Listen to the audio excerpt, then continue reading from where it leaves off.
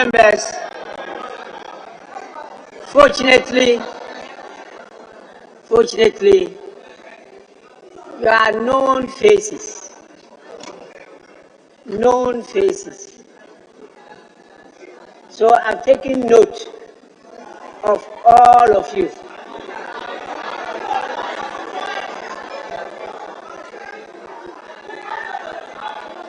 Honorable Dominic Nitiwol,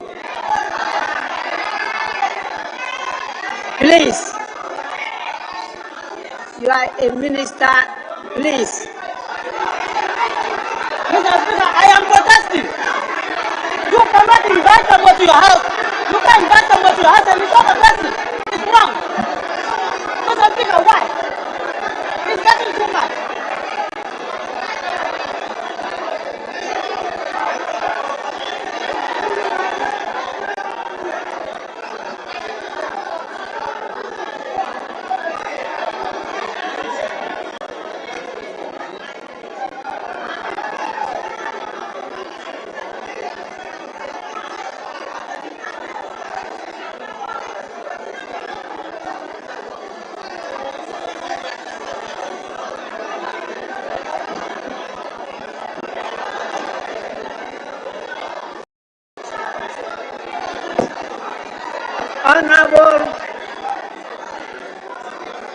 Honorable Murtala Mohammed. Honorable Murtala Mohammed.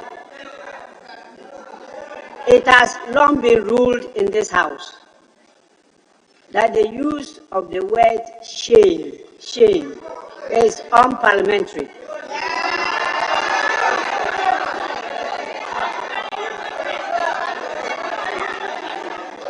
Honorable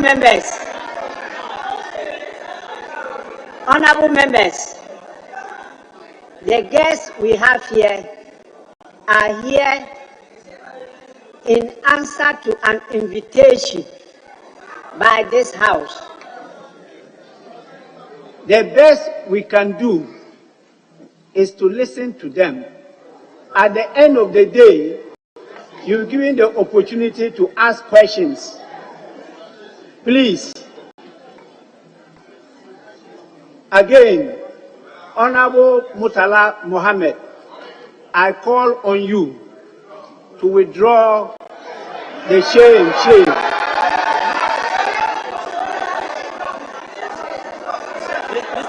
Mr. Speaker.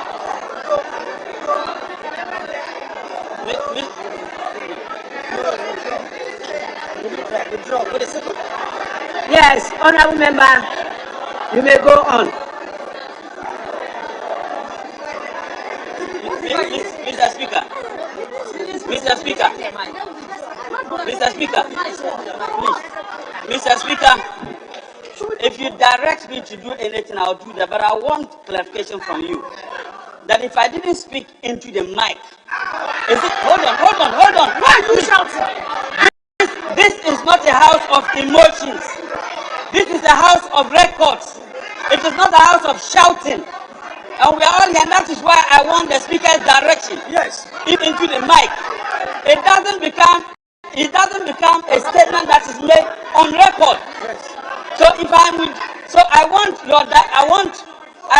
your direction. Yes. But if it is that I'm withdrawing something that is not captured as a recorded statement I have made, then I do so because you are the speaker and you are directing me to do so. But you all know that any statement that is made not on the mic, it is not an official statement that is being made. So if you are asking me to withdraw a statement which was not made in the mic, I would want your direction. So Mr. Speaker, I am withdrawing that statement even though it was not captured as an official statement because you are the speaker and you have directed me to do so. Out of respect, I'm not out of people like you.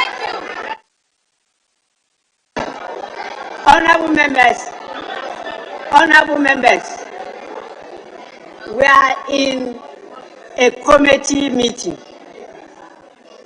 We are not at plenary. We are at a committee meeting. And it's a meeting of the committee of the whole. So it's not official records What we do at the committee meeting is to take minutes. Please, committee meetings,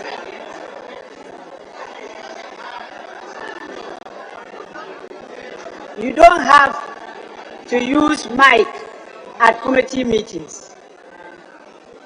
I can listen to everyone here without the mic. And even though you did not use the mic, I heard you. So you don't have to talk about use of mic. You have withdrawn the statement. Please, let's listen to each other. There's enough time for you to raise the issues. Again, please, particularly when you are dealing with the fairer side. All of us, is incumbent on us to do all we can to encourage more women to participate in decision making in this country.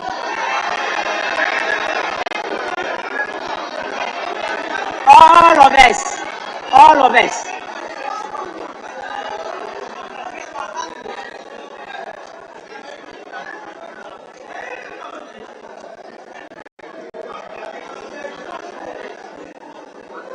Now, let's listen to the chairperson of the Electoral Commission.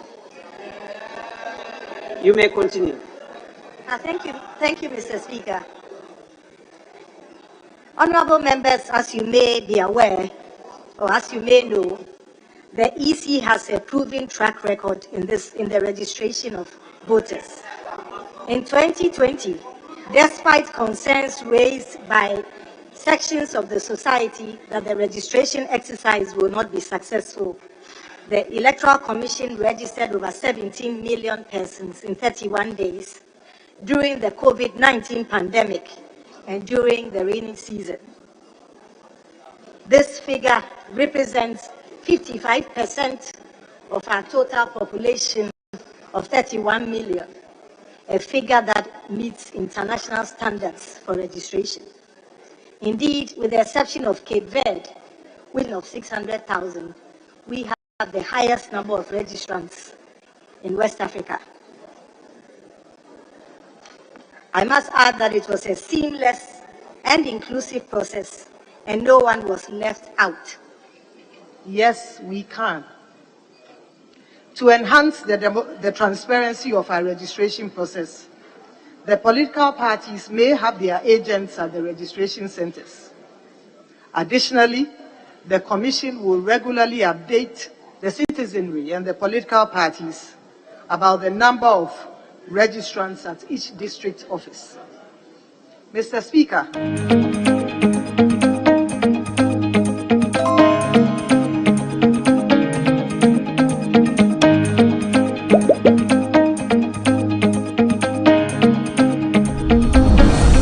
once you present your Ghana card and successfully register as a voter, you will be issued with a voter's identification card which bears the code of your region, your district, your electoral area, and the name of your polling station.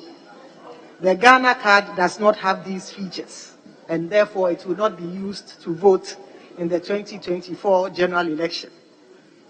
In conclusion, we wish to state that in the exercise of our mandate, we are mindful of Article 42, Article 42 of the Constitution, which enjoins us to register Ghanaians who are 18 years and above and who are of sound mind.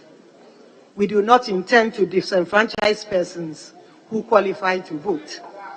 It is in our interest to register them. It will be an antithesis to deny any Ghanaian the right to.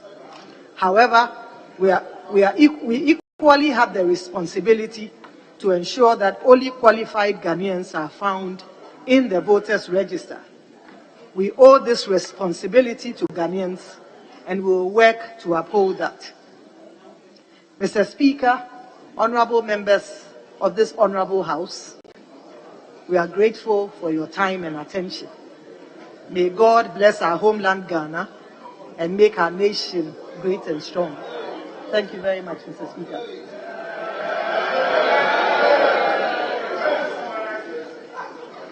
Honorable members, I want to plead with all of you to take note of the points that she has raised. At the appropriate time, we'll allow members to ask questions, raise queries, and then they will respond. We are guided generally by the rules of the House, and so I will invite the National Identification Authority to give us the presentation, because in her submissions, she made copious references to the National Identification Authority, some assurances and others. Then after that, the Minister of Finance will come in, and I'll open the floor up for members to make comments. With your kind permission, I'll join you there because I also want to see the presentation. Yes, Deputy Minority Whip. Mr. Speaker, I was just going to make an appeal. If while the NIA people are doing their presentation, if the presentation or the briefing just done by the chairperson of the Electoral Commission, copies can be made to the leaders. Yes, definitely we'll get a copy of her presentation. It will be part of the report which will be submitted to this House.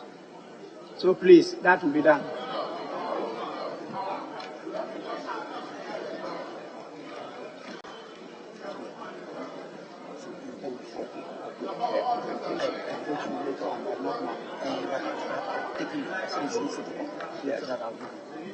Yes, Minority Leader. Thank you, Mr. Speaker. Mr. Speaker, as always been done at the committee level, I think it would be appropriate if the chairperson can share her presentation with us, at least with the leaders, so we can make references when we are contributing to portions of the speech. Honorable Leader, we have taken a copy of her presentation.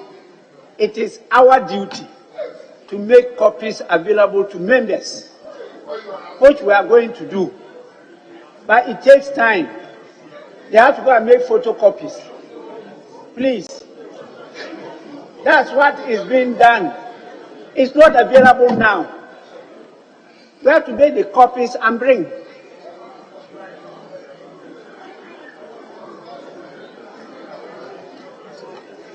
If you allow the chairperson to lose her temper, that's the end of the meeting.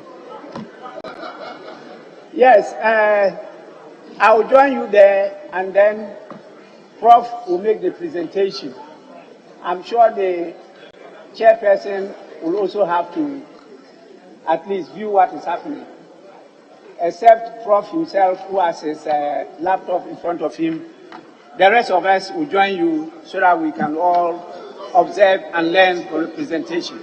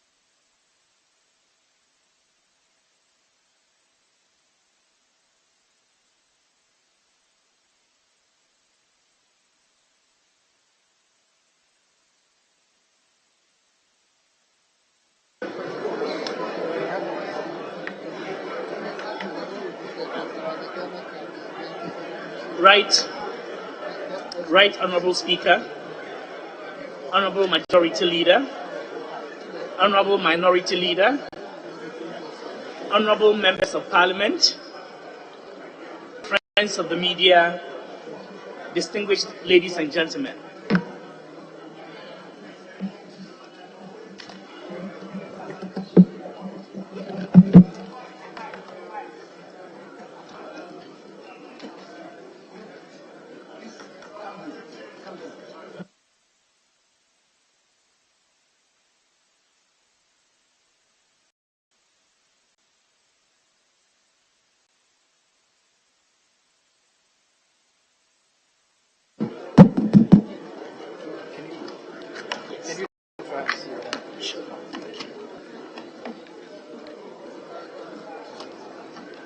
Take it again.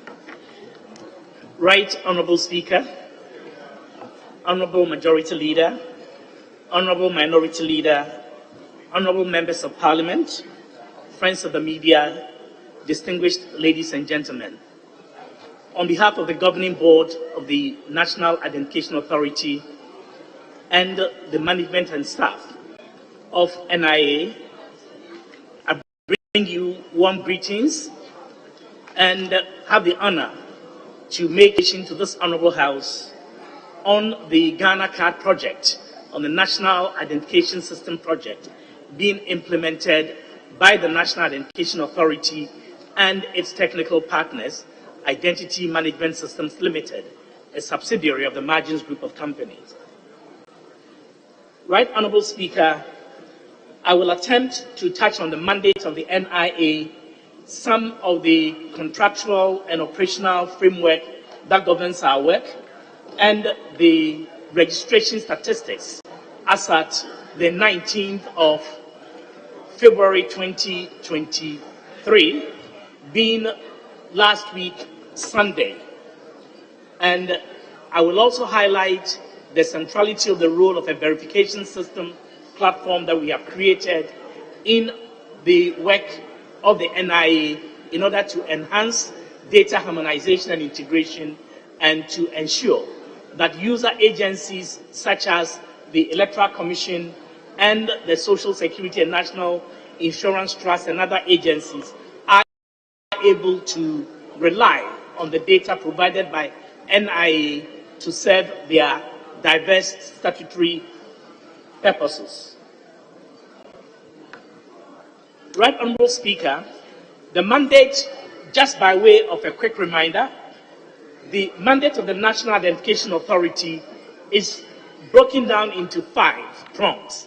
First is to register all Ghanaians living in Ghana and abroad, as well as all foreigners who are permanently resident in Ghana, defined by law as those living here for 90 days or longer, and who are not diplomats or the representatives of international non-governmental organizations. Our duty is also to issue the citizens of Ghana and such qualified foreigners with national identity cards, commonly known as the Ghana card. Third, it is our mandate to create and maintain a national identity database, which we must ensure has accuracy, has integrity, has confidentiality, and is secure at all times so that the data is protected. And finally, it is our bounden duty to make data in our custody available to persons and institutions mandated or authorized by law to receive data from us. Mr. Chairman, the mandate of the NIA is pursued within a legal framework that is governed, a legal framework passed by this very honorable house, various laws that I will not get into for now. But the operational framework operates along this line, that the registration mandate, the communication and stakeholder engagement mandate, the public education, the enforcement of the applicable laws, and revenue generation are the foremost duties of the National Identification Authority. NIA's partner, Identity Management Systems Limited, has the duty of designing and building the technical infrastructure, supplying the data and biometric capture equipment, providing card printing infrastructure for instant and deferred issuance, providing smart cards and consumables for the personalization of cards, and providing a global verification infrastructure, and not least, providing operational support and maintenance to NIA as it conducts its public registration activities. Pursuant to the laws establishing NIA conducted a mass registration exercise between 29 April 2019 and the one-year program was truncated by COVID-19 pandemic outbreak, thereby prolonging it beyond the 28th March 2020 deadline by which we should have done the work. NIA subsequently conducted a mop-up registration exercise between 10th June 2020 and 11th September 2020. From the 3rd of June 2021, NIA conducted a 3-month expedited card issuance blitz with the goal of ensuring that registered applicants received their cards ahead of the commencement of the SIM card registration exercise, which had been slated for October of 2021. We then subsequently established 2 fee-paying registration services from the 1st of July 2020. These were institutional registration at a cost of 100 Ghana cedis per applicant for a minimum of 50, and household registration at a fee of 150 Ghana cedis per applicant for a minimum of 7 applicants. This used to be 5 applicants until July of 2022. And this allows applicants to be registered in the comfort of their offices, homes, or other places of choice. These services were planned to coexist with the free continuous registration services which were provided at the end at each of NIA's 292 offices nationwide. Right Honourable Speaker, we've also established premium registration services. In October 2021, we established premium registration at our head office in Accra at a fee of 250 Ghana cedis, coexisting with the free services available at all our offices. The Premium Center was to provide an additional option for prospective applicants willing to acquire their cards in relative comfort and convenience at a fee. It is additional, I emphasize, Right Honourable Speaker, to the free arrangements that exist by law. NIA established a premium registration center also at the head office of Car Bank in Accra in March 2022. In February of this year, NIA established premium registration centers in Koforidua, Kumasi, and Takoradi. An enrollment performance of these premium centers is being observed to guide the potential establishment of such centers in Cape Coast, Ho, Tamale, and other regional capitals of the nation. Right Honourable Speaker, Members of Parliament, the National Identification Authority established on 3rd November 2021 16 regional offices and 276 operational district offices simultaneously. Each district office is coterminous with a constituency, including South. The offices have adequate registration and printing equipment, but skeletal staff. The offices require additional personnel and vehicles to function more effectively. Right Honourable Speaker, permit me at this point to turn my attention to pertinent registration statistics. Right Honourable Speaker, NIA as of February 2017 had registered 4,554,528 Ghanaians. It had printed the cards of 2,719,425 Ghanaians and issued 900,000 cards to Ghanaians. Right, Honorable Speaker, you fast forward to 19 February 2023, and the following is the profile. 17,375,861 Ghanaians have been registered or captured onto the National Identity Database. The total number of cards printed by the National Identification Authority is 16,737,734.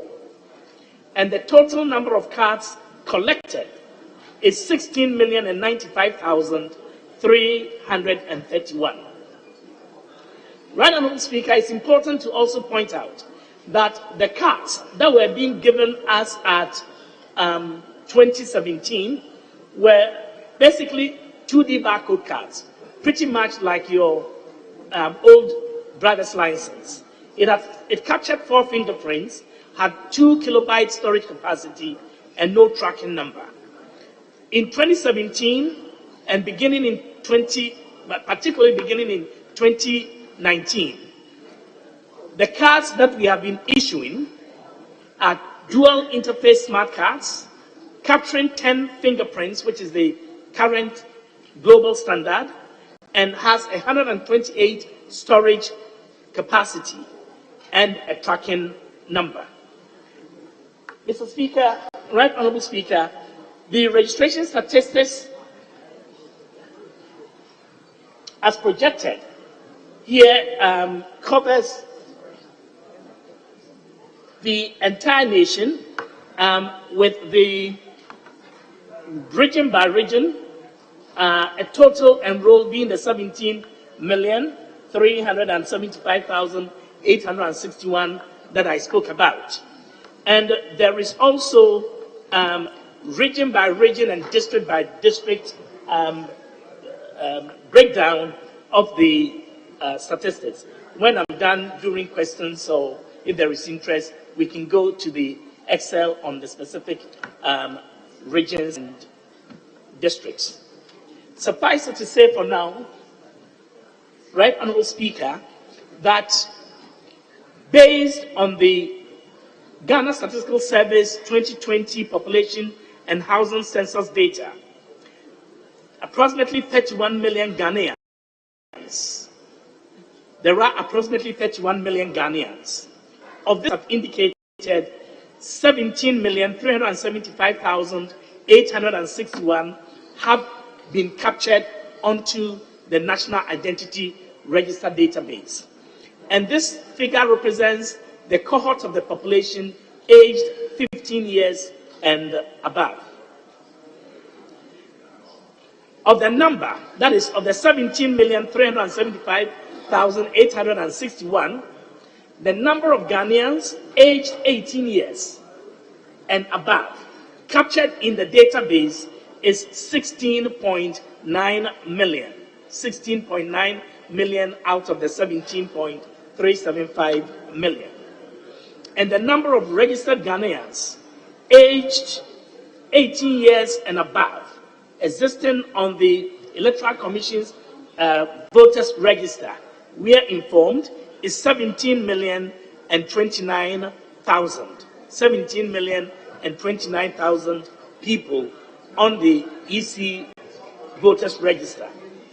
The number of Ghanaians aged 15 years and above who are yet to be captured out of the total population of 31 million is 2,565,705. Mr. Chairman, it bears repeating, Right Honorable Speaker, my apologies, it bears repeating that the number of Ghanaians aged 15 years and captured onto the NIR, the National Identity Register, is 17.3 million. Of this, the number of cards printed but not collected by the applicants stands at 642,403.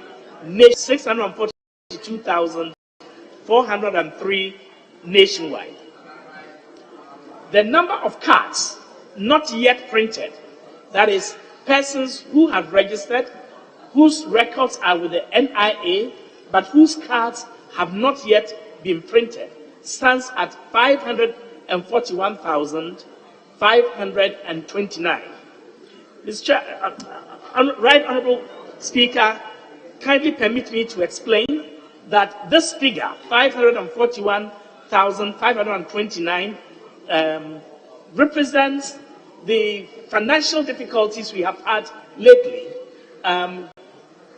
beginning approximately in July, August of last year, that resulted in our inability to get access to some 3.5 million blank cards that we have ordered into the country, which are currently in bonded warehouses, brought into the country by our technical partners, but we are unable to access them because of financial constraints. The banks that have basically bankrolled that purchase and importation have to be paid, and it had become a bit of a financial constipation, which constipation has also given us some headaches. Right Honourable Speaker, the assurance we have for the people of Ghana is that the National Identification Authority has the technical and operational competence to print these 541,529 cards in record time once this financial constipation is relieved. Printing capacity per printer per day is conservatively 100, but we can do 160, we can do 120, and the plan that I'll be sharing with this August House takes the middle cost of 120. But the most minimum conservative figure, if you use 100 printers, one printer per day can do 100 cards. Number of cards printable per day using 500 printers will give you 50,000 cards. And the number of printers required to print 541,000 cards will be 500. And the number of days required to do that will be 11 days. And the number of functional printers available is a minimum of 1,000. Right Honourable Speaker, the following constitutes the plan, therefore, to print the cards. NIA intends to print approximately 542,000 records in the system, because that was 19 February when I gave the statistics. Between then and now, it is reasonable to presume that it would have reached 542,000. The records in the system across the country can be printed and will be printed within 11 days using 500 printers at the NI headquarters, where we intend to use the concept of a print farm. The cards will be centrally printed at the headquarters and distributed in district offices for issuance to registered applicants. Right Honourable Speaker, again, NIA has the technical and operational competence to print and issue the cards. We are ready to deliver on this important mandate. However, Right Honourable Speaker, the fulfillment of the attainment of this goal also depends on the fulfillment of a number of conditions precedent. First, the Ministry of Finance will complete the payment of the 100 million to Identity Limited and CalBank. I say will because I have evidence confirmed by CalBank that they have received 80 million of the 100 million Ghana cedis promised as part of the payment plan that we have agreed with them. IMS2 and CalBank have confirmed receipt of the 80 million. Ministry of Finance has informed NIA that the remaining 20 million will be paid most probably by close of business today. CalBank will then release a portion of the 3.5 million blank cards in bonded warehouse to NIA through IMS for the card printing. And the Ministry of Finance will provide additional funding of about 173,000 cedis to support the expedited card printing exercise that I have just spoken about. Right Honourable Speaker, the plan is that NIA will engage 100 card verification officers for this exercise, and each card verification officer will staff 5 printers or manage 5 printers per day. We have a number of assumptions. I'm not sure that there is interest in going through all of these assumptions, but these are operational assumptions underpinning the work that we intend to do. And so over a period of 10 to 11 days, we will print the cards. We will set up technical teams that will ensure that this mandate is delivered. The budget for that detail is provided in this table.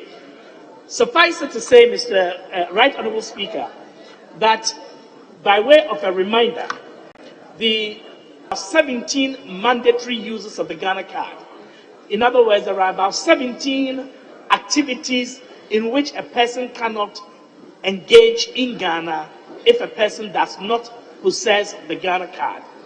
One of them is the application for a passport, application and issuance of a passport, of a driver's license, of insurance policies, any banking transaction, whether it is personal or commercial, the purchase, transfer, and registration of land, including landed properties of all kinds, then transactions that are specified under the National Health Insurance System, the pensions, Social Security and National Insurance Trust, consumer credit, and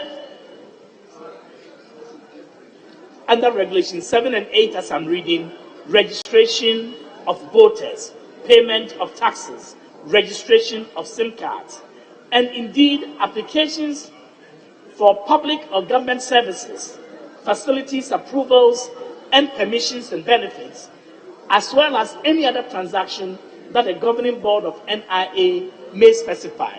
And so school feeding and access to busing services and the rest of them may all be potential subjects, transactions for which the card is required. Other facilities and services currently under consideration of the governing board is the work of the registration service under the Lands Commission, the National Service Secretariat, and the Student Loan Scheme, with whom we have advanced considerably discussions on onboarding them in this regard. Right Honourable Speaker, we also have established a verification platform, and this verification platform enables banks and other institutions to verify the identities of individuals. So the Bank of Ghana and other financial institutions, all 24 universal banks in Ghana, are onboarded onto our verification system. 146 rural banks and community banks are all onboarded, 16 savings and loans, 16 fintechs, 5 finance houses, and 3 microfinance institutions. We've also onboarded the Social Security and National Insurance Trust, the Ghana Revenue Authority, the National Health Insurance Authority, the Electoral Commission at an advanced stage of onboarding, and the Ghana Immigration Service, all the telcos, the National Service Secretariat, the Student Loans Trust, and the Passport Office, and the DBLA. Mr. Chairman, as Right Honourable Speaker, as I indicated earlier, 17.3 million Ghanaians have their data and biometrics stored on the National Identity Register or NIA database.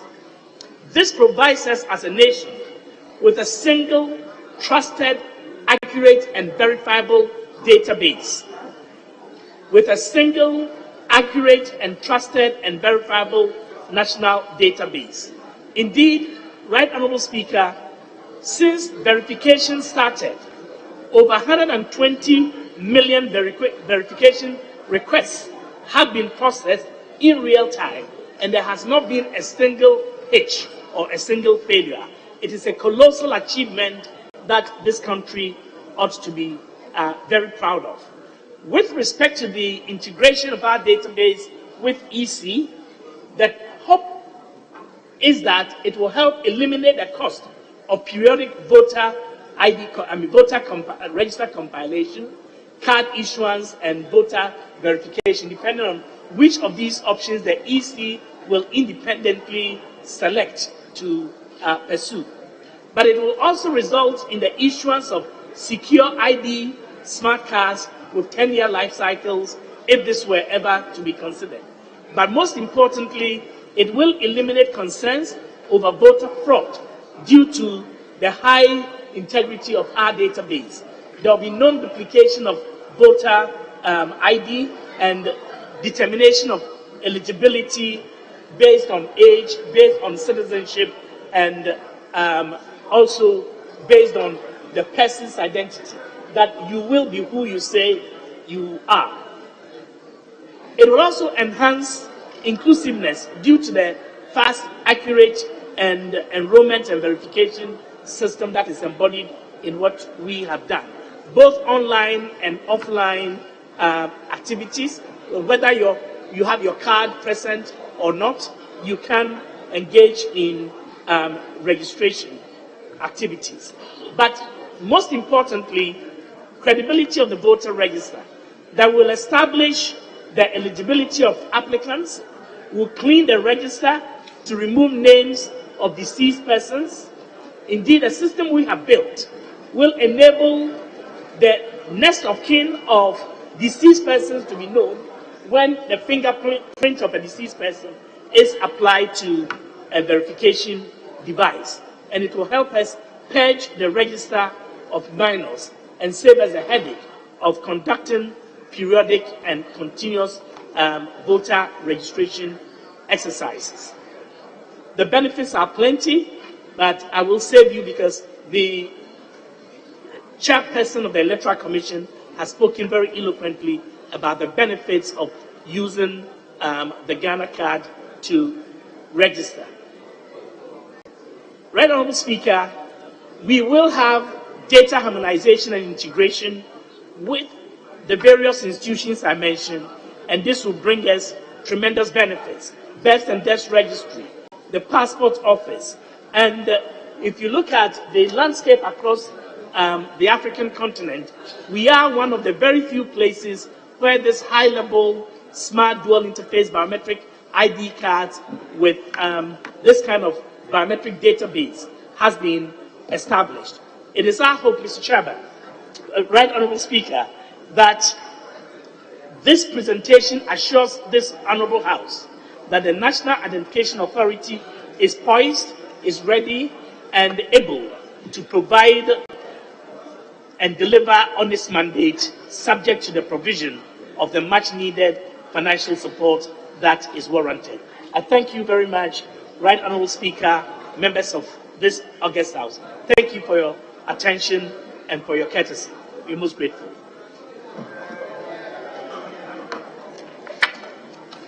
Honourable members, on your behalf, I want to thank the chairperson and the executive secretary of the Electoral Commission and the National Identification Authority for the presentations. We've got copies of the presentation of the chairperson of the Electoral Commission. And so I'll direct that copies be distributed now. Immediately after that, the Minister for Finance will now respond to the provided, and they say provided that some things are made available to the National Identification Authority. They are capable of doing 1, 2, 3. So the Minister for Finance will have to respond to that. Then we'll listen to members on the issues that have been identified. So now the distribution will go on. When you finish the distribution, then the Minister can come in If we do them together, there will be interruption. So now it's a period for the distribution of copies of the presentation of the Electoral Commission.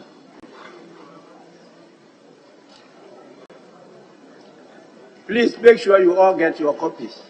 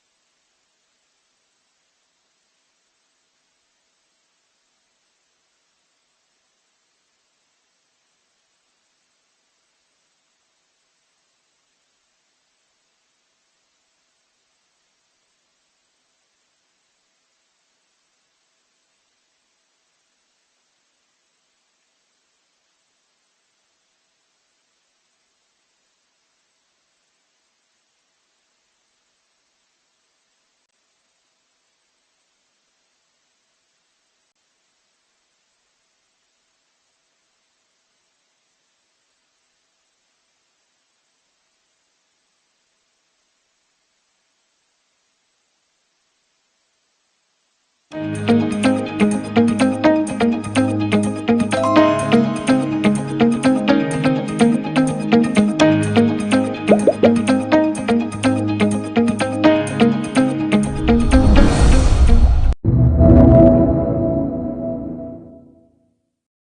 believe that the bill, when it comes, for example, and I can give you one of the concessions that had been made earlier in the committee, had to do with the issue of intersex.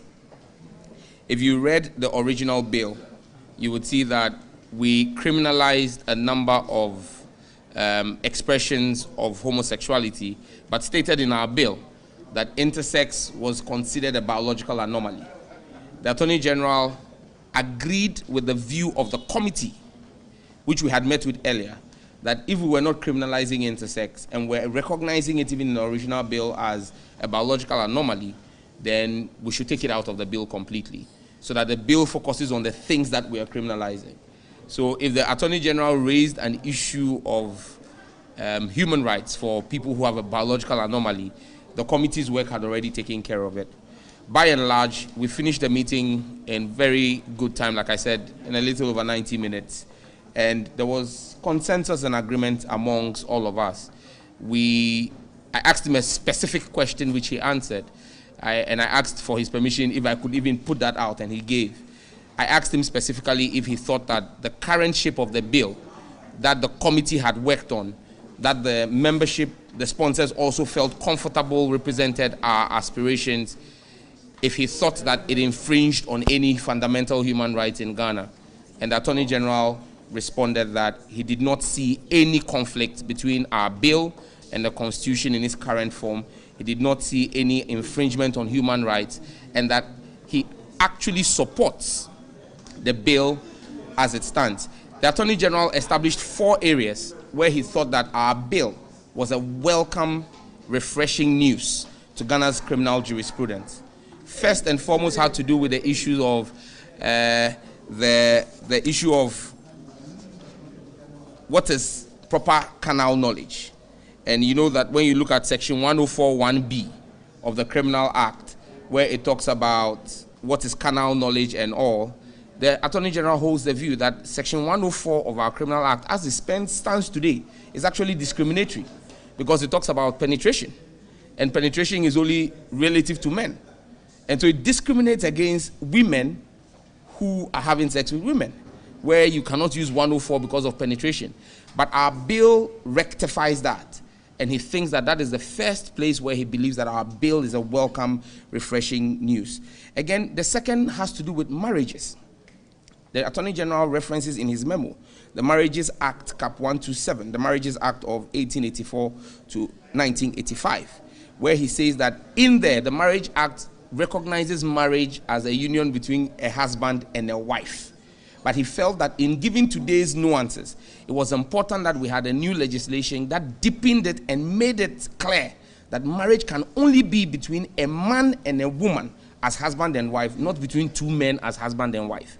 And so again, he thought that our bill was a welcome news. Again, on the issue of void marriages, he said if the Marriage Act of Ghana does not recognize marriage between persons of the same sex, and our bill has a clause that deals with void marriages, that specifies that even if you go and contract a homosexual marriage outside of Ghana, when you get into the jurisdiction of Ghana, it will be null and void before the law, and the law would have no recognition of that union. He thought that our bill was a welcome address.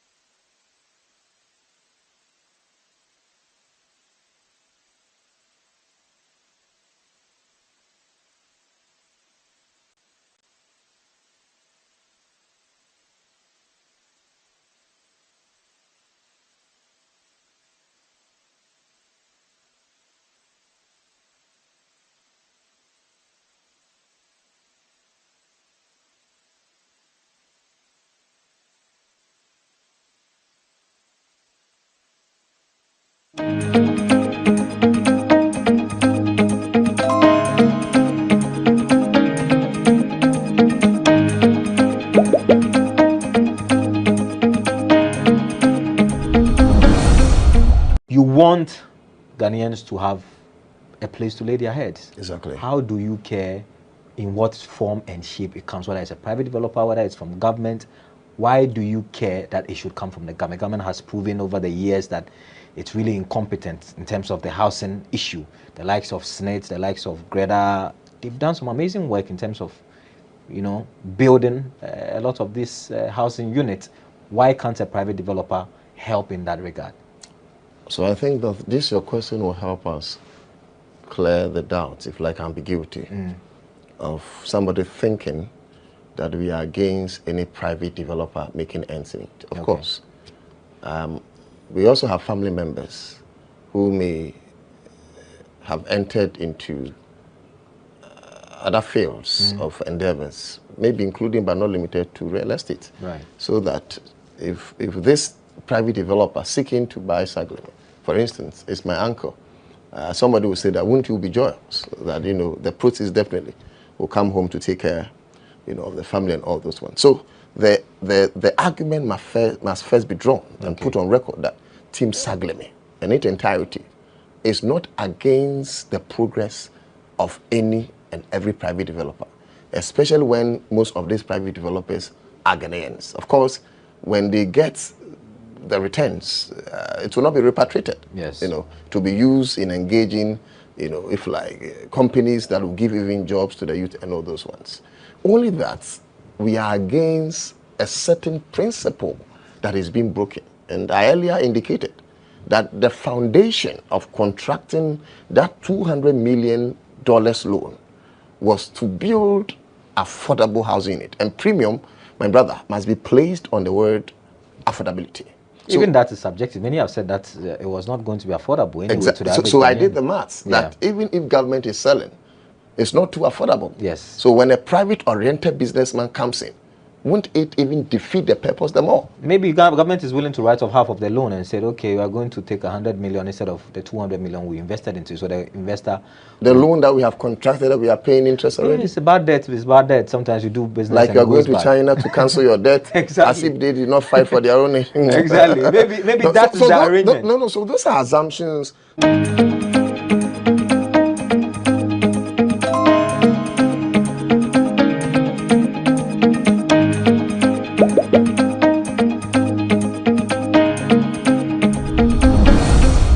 Presentations, as the NIA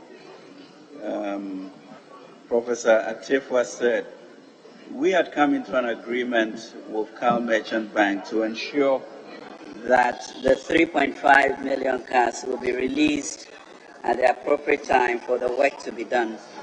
We agreed on 100 million CD transfer, and as he rightly said, 80 million has been put into the accounts of Cal, and 20 million, as he also mentioned, will be done by close of business today.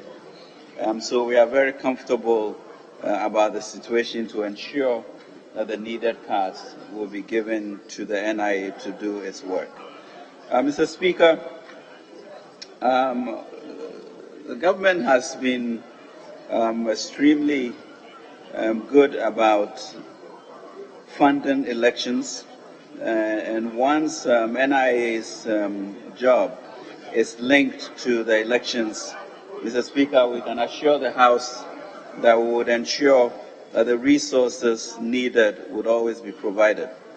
Mr. Speaker, for example, in 2020, the approved budget for the Electoral Commission was 1.063 billion Ghana cedis. At the end of the day, the government released 1.367 billion to ensure that the elections went on well. It's the same fervor, interest, and commitment that now that the NIA is linked to the success of the elections, we'll do our part to ensure that the appropriate resources are made available to NIA. Thank you, Mr. Speaker.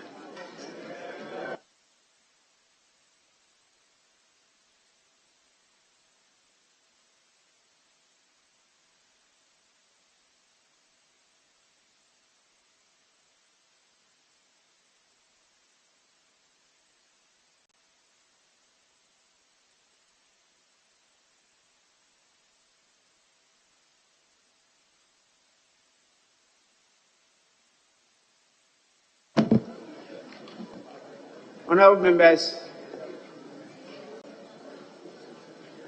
I propose we take a number of contributors from each side of the House. I will propose we do this in batches. Can we start with 5-5?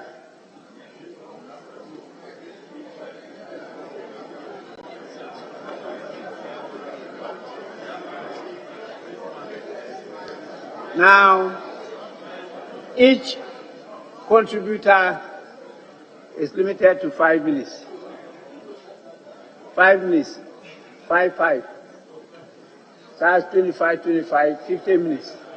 That's a lot. So we start.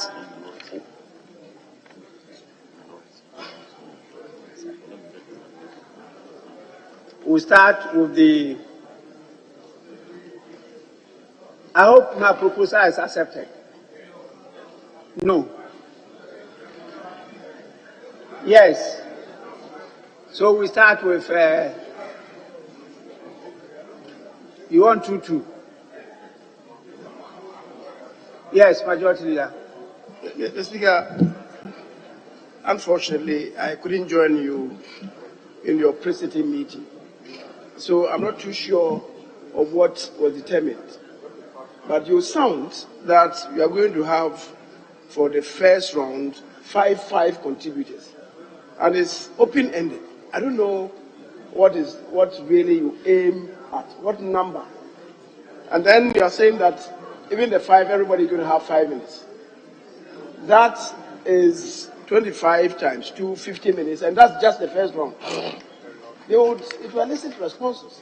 So how many do you have in mind to call so we know? Because the first one alone is going to be more than 1 hour. And that's why I want to know what you have in mind. I wasn't there. If any determination was made, I was not part of it, but I want to know. Majority Leader, I premised my statement with this general statement that I'll be guided by the leadership of both sides. And I'm proposing, and that's a proposal I've made, 5-5. And I kept on asking. And I heard majority saying yes, yes, yes. About 2-3 people said no, no. So I wanted to go by the 5-5. But as for the number of times, that one, I've not stated anything. If we take the 5-5 and it's okay, that ends it. If you wanted to start with 2-2, I have no problem. Yes, Minority Leader.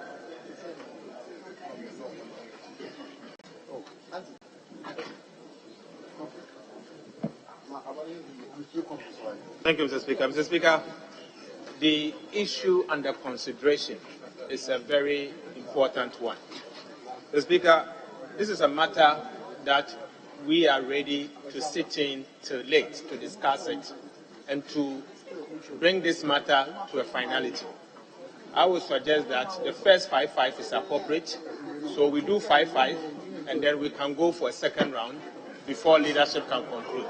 Mr. Speaker, this is important that we, all of us, raise the issues that are of major concern, and then we elicit answers, and if the answers are satisfactory, Mr. Speaker, we can take action from there. Thank you.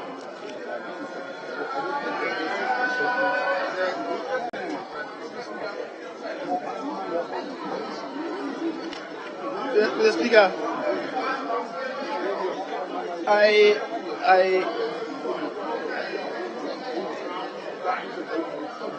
Mr. Speaker, the impression that I'm getting is that the contributors, they are going to further elicit responses from the 3 of them, the Electoral Commission, NIA, and the Finance Ministry. And if it's going to elicit responses, that is perhaps speaking to various issues I'm not too sure that the person then requires 5 minutes to elucidate on the matter. So in that regard, if you have to do 5, I have no problem. Maybe the time for those matters to be addressed, then will have to be cut to say maybe 2 minutes for the 5. Each one has 2 minutes. Let's not forget, even in budget debate, sometimes when we are constrained, members speak for about 5 minutes. So I think that 2 minutes. The issues are the main. The matters should concern all of us. But I believe that isolating a matter and relating to it should not take 5 minutes. Mr. Speaker, I would plead that in that regard, we allow for about 2 minutes for each person to address whatever issue the person wants to bring up. Mr. Speaker, today is a special day. It is not business as usual. As we sit here, it is being telecast live. Members, our constituents are sending questions even through mobile phones, meaning they have developed interest in what is happening here. So, Mr. Speaker, after this meeting, whatever signal is going to send out there, if there are questions that we're supposed to ask, but the time has not been given for members to ask those questions, Ghanaians will not forgive us. In that regard, Mr. Speaker, there are 3 presentations. There's a financial presentation by the Minister of Finance. There's civic presentation by the chairperson of the Electoral Commission and the NIA. Mr. Speaker, these presentations, all things being equal, if you are to structure them into interrogation, the legal people have their questions to ask. The finance people have their questions to ask. The digital people have their questions to ask on data and all those things. Before it comes to the governance. So, Mr. Speaker, if you say you are going to take only 5, for instance, we may not be able to exhaust the question. Mr. Speaker, not too long. You were quoted to have said that even some minority leaders and members of this are debated for 3 hours, even some 2 days. The issue under this consideration, like I said by the minority leader, is a sensitive one. Look at this, how popular the House has become. Mr. Speaker, since when did we record this kind of attendance? So let's have time and be able to ask the necessary questions. Civil society is waiting to hear the questions that will be asked and the responses. The academia are waiting to hear the questions that will be asked and the responses. Mr. Speaker, we are representatives. So as questions are coming, we must be given the chance to ask. Mr. Speaker, I will opine that the first round 5-5, the second round 5-5, then 3-3 for leadership. So making 13. Thank you, Mr. Speaker, for the opportunity.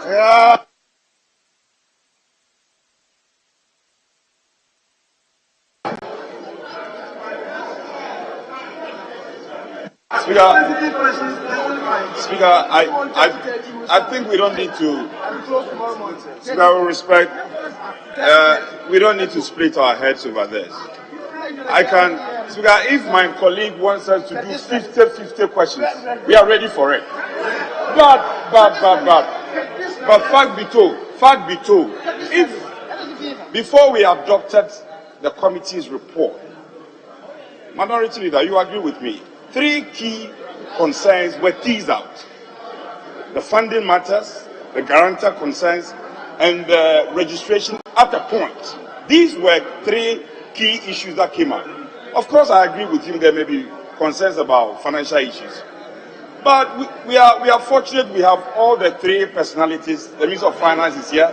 He has spoken. He's confirmed. The Minister has confirmed the outstanding.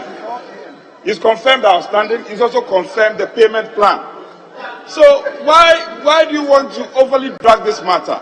But in any case, Speaker, with respect, as I said, if they want us to do 100 questions or even more, we will sit here and we'll be ready for them.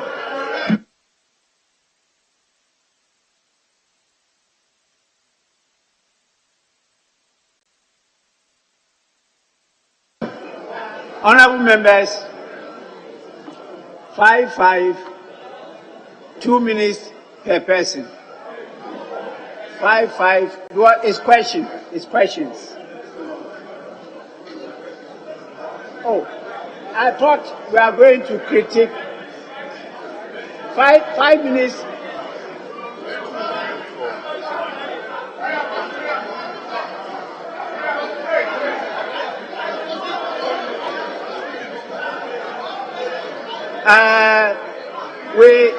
We cannot continue. We cannot continue these exchanges. So please, 5. 3 minutes. 3 minutes.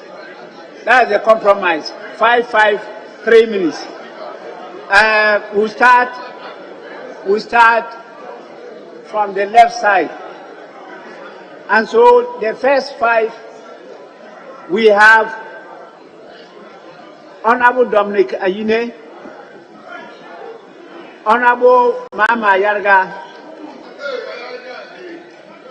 Honorable Ablakwa, and then Honorable Dafiamapo.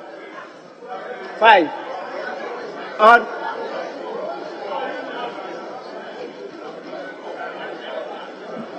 Please, 3 minutes. 3 minutes. 3 minutes. Honorable Dominic Ayine.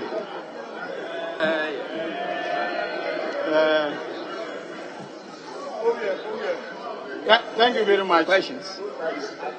Right, Honorable Speaker. Mr. Speaker,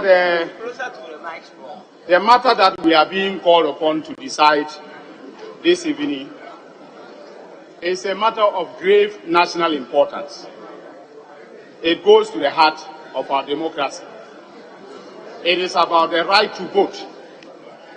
It is also about the exercise of the constitutional mandate of the Electoral Commission.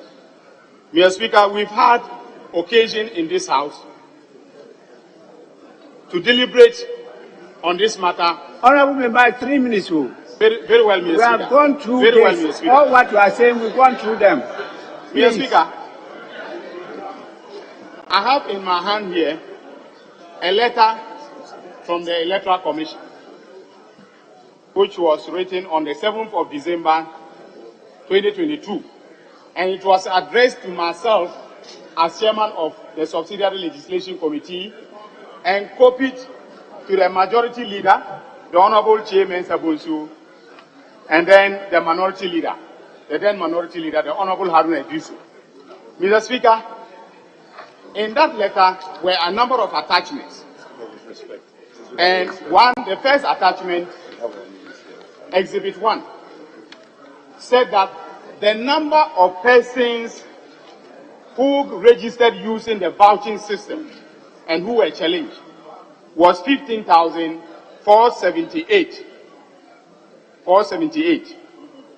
Mr. Speaker, today, in her speech, the chairperson of the EC is now saying that she was able to expunge, or the EC was able to expunge 40,000 minors and foreigners from the register during the registration exercise. Can she honestly reconcile the two figures for us in this House? This is a House of record. Mr. Speaker, the other thing is that if the CI that she's bringing were passed today, it would have meant that from the presentation of the NIA, there would be 3.7 million Ghanaians who will not be able to walk to the registration center and register as easily as she has made it to seem from the figures that have been presented. How does she square that with her mandate under the Constitution to expand the voters' register? That's my second question. Then, the other question is, Mr. Speaker, my last question is on Regulation 9.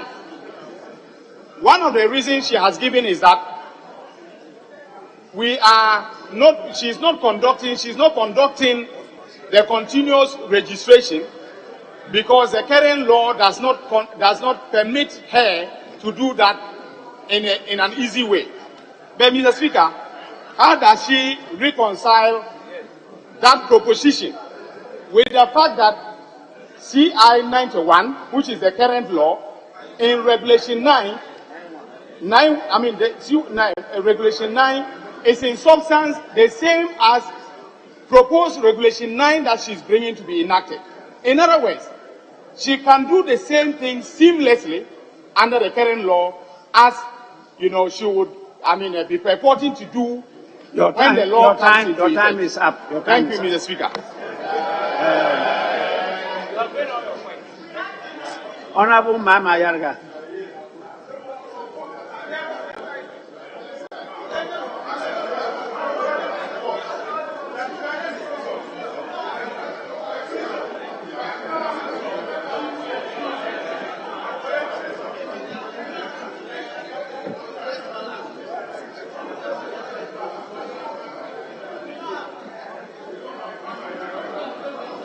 Honorable Haruna Idrisu. Mr. Speaker, thank you very much. We listened to the chairperson of the Electoral Commission, Mrs. Jane Mensa, who herself just, as she reported, returned from Nigeria. I want to believe that she traveled to Nigeria on a Ghanaian passport and not a Ghanaian national ID card. So we want to find out what her problem is accepting the Ghanaian passport for purposes of voter registration and insisting solely on the use of the national ID card. Mr. Speaker, I'm saying so because a Ghanaian from Sombo may arrive in Accra today on Ghanaian passport, travel to Nadoli for purpose of registration. He arrived the day that the NIA is not available to register him as a voter, but he's a Ghanaian with a passport who wants to get registered onto our electoral roll pursuant to his right guaranteed under Article 42 of the Constitution. What will happen to that Ghanaian? And then two, we need you to establish, and Mr. Speaker, we are demanding that this is established. We want technical evidence of data sharing infrastructure between the National Electoral Commission, the National Identification Authority, and all other agencies that are likely to use the data of national ID card so that we can synchronize. Because, Mr. Speaker, I'm holding two ID cards here. This is a voter ID card produced by the Electoral Commission. This is a national ID card produced by NIA. In it, you will see that your identifiable individual carried pins are different. So for purpose of synchronization, if there is no evidence of infrastructure of data sharing, you cannot reconcile the pins on this. We need evidence of the infrastructure sharing. Then finally, Mr. Speaker, when we listened to Mrs. J. Mensa, chairperson of the Electoral Commission, you stated unequivocally that 10 million national ID cards were used in the 2020 election. Your total registered voters for the purpose of the 2020 elections, Mr. Speaker, was 13 million. Did you declare the 33 million additional votes illegitimate? Was it of any sense or of... No, I said, Mr. Speaker, I wanted to reconcile that. Mr. Speaker, in her speech, Honorable member, your time is up. I'm ending on it. Your time is up.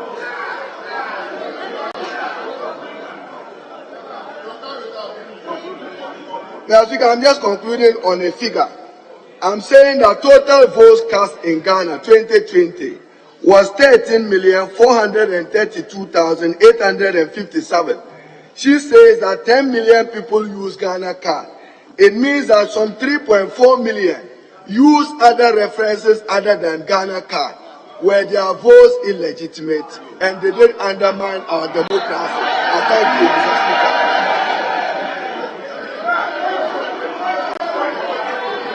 Honorable members,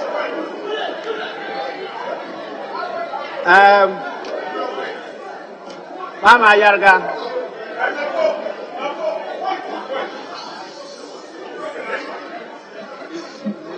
Thank you very much, Mr. Speaker.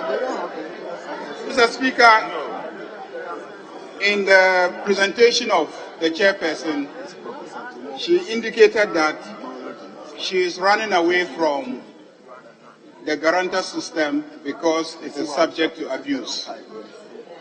At the last time she appeared before our committee and she made these statements, I asked her a question, which is the fact that the National Identity Register Amendment Act of 2017 has made provision for the National Identification Authority to also use a guarantor system.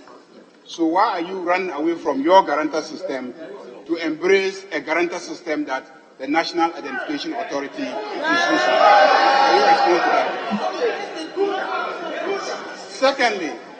Secondly, if in the last registration exercise, 10 million people had Ghana ID cards and they presented it for the purposes of registration, and the National Identification Authority is claiming that by the next registration exercise or the continuous registration exercise, they would have enabled about 70 million people to have ID cards, Ghana cards. Why don't you leave it so that it remains voluntary? Because people know that it is easier for them to just present their Ghana cards and register. Why don't you make it voluntary? So that if all of them actually have the Ghana cards, they will easily bring it and come and register. Why do you make it compulsory? People will naturally register with their Ghana card if they have it, because it's the easiest thing for them to do, which is to register with their Ghana cards. That's why we are against you making it compulsory. Lastly, Mr. Speaker, you cite a legal grounds, which is the National Identity Register Regulations of 2011, LI 2111. You are my senior at the bar. Think you are my senior at the law faculty. Go and look at the Parent Act, the National Identity Register Act. The National Identity Register Act in section 29, use of national identity card. Use of national identity card. It says the national identity card may be used to facilitate B, the provision of personal information to a person entitled to receive the information. Mr. Speaker, it says may be used. Then you go and make regulations under this same act that gives you power to make regulations. You go and make regulations and now say that a national identity card issued to an individual shall be used. The Parent Act doesn't say shall be used. The Parent Act says may be used. So the Electoral Commission will not be bound by this LI. Mr. Speaker, apart from that, the Citizenship Act. Honorable member, your time is up.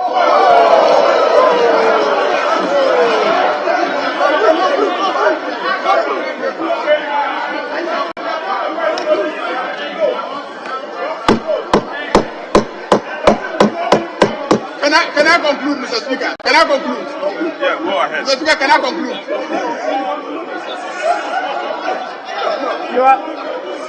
It's not my fault. Your time is up. Honorable members, that is the decision of this House. So I am to enforce the law. And whether you are shouting or you are hitting the table, it can't change. 3 minutes is 3 minutes. So your time is up. Honorable Ablakwa.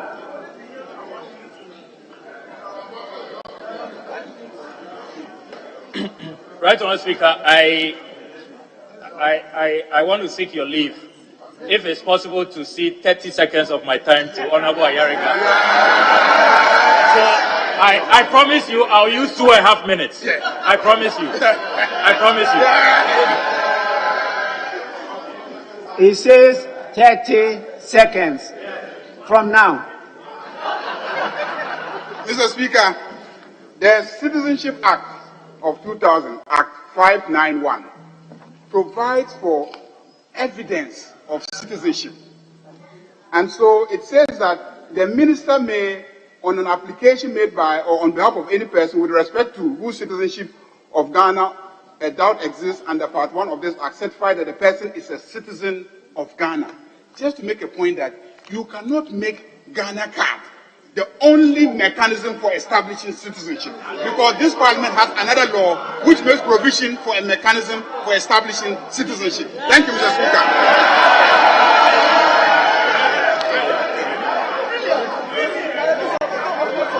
Honorable Ablakwa, 2 minutes, 30 seconds. Very grateful, Right Honourable Speaker. Right Honourable Speaker, my first question is directed at the Electoral Commissioner. I want to find out from the Electoral Commissioner why she thinks that this Honourable House should allow for this CI to be passed on mere assurance, knowing that she wanted us to do this in July last year. Imagine if we had come along. See where we are today. 8 months down the lane, we still do not have the NIA ready. Imagine if we came along in July last year. And if she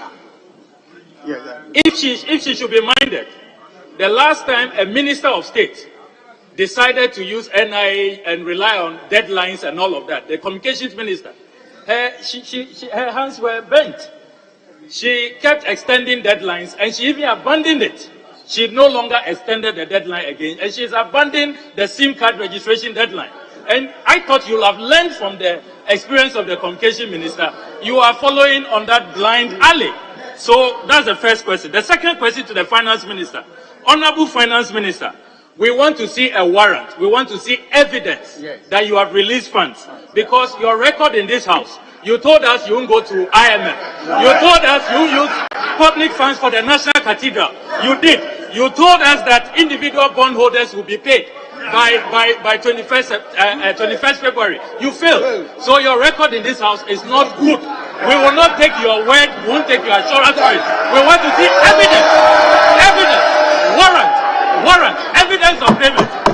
Finally, Mr. Speaker, the NIA. Your time is up. The NIA. Finally, NIA. No, finally. We want a breakdown of the figure. The 60 million. District by district.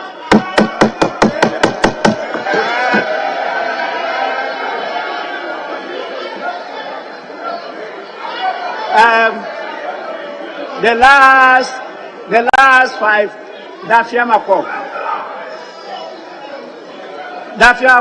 3 minutes.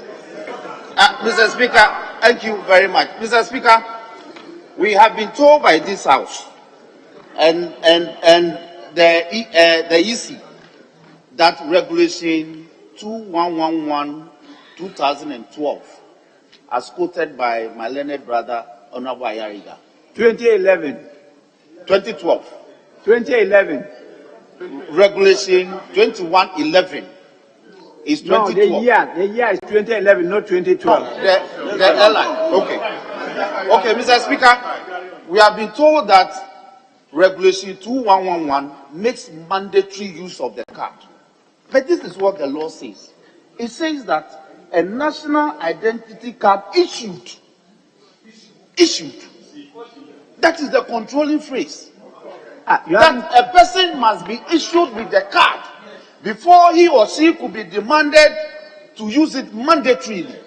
So the interpretation they are placing on this provision is misleading. That's number one. Number two, Mr. Speaker, if I am not issued with the card, no entity can expect me to make mandatory use of it. That is what the law is saying. Number two, the proposed instrument says that other than the EC office, which is the registered office of the Electoral Commission in the district, no existing polling station will be designated a registration center.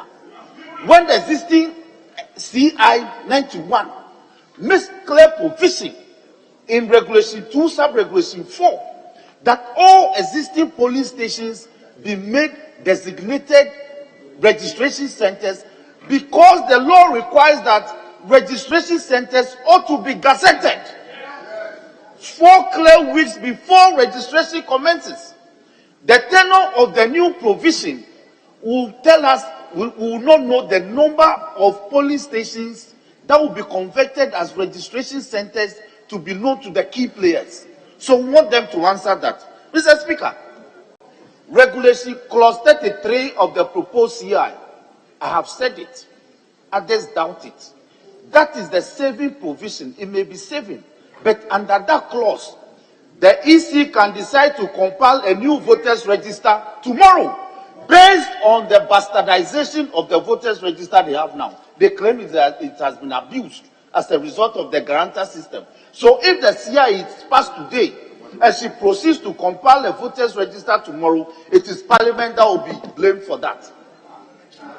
Mr. Speaker, this Honourable Member, your time is up. Thank you very much.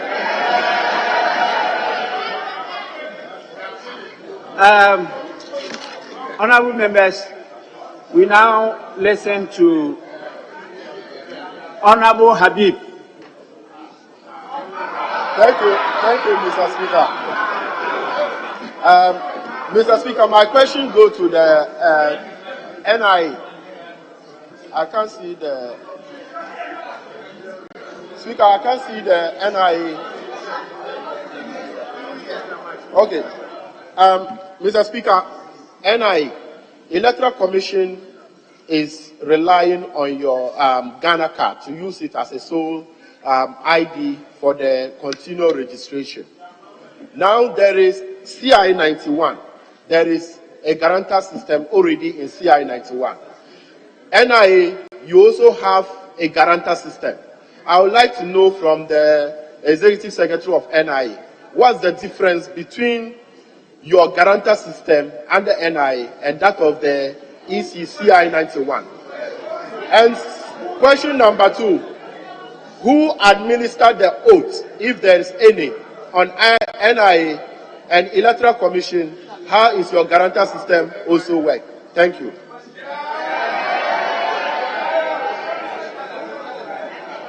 It's now the turn of Honourable Obi Amwan.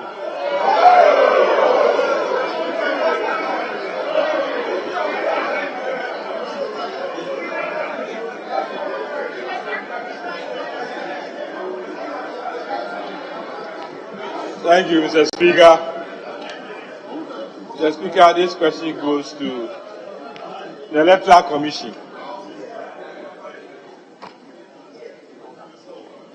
Article 51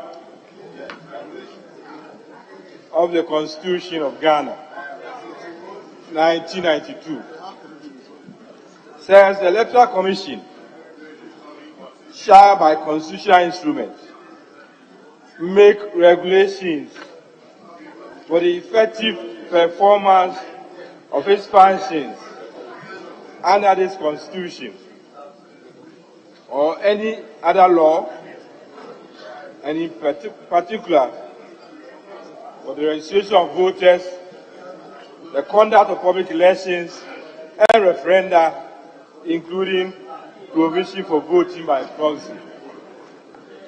Now, can you explain to us why the proposed CI is very important and how the CI will expose impersonators and fraudsters who don't have any form of identity? Thank you.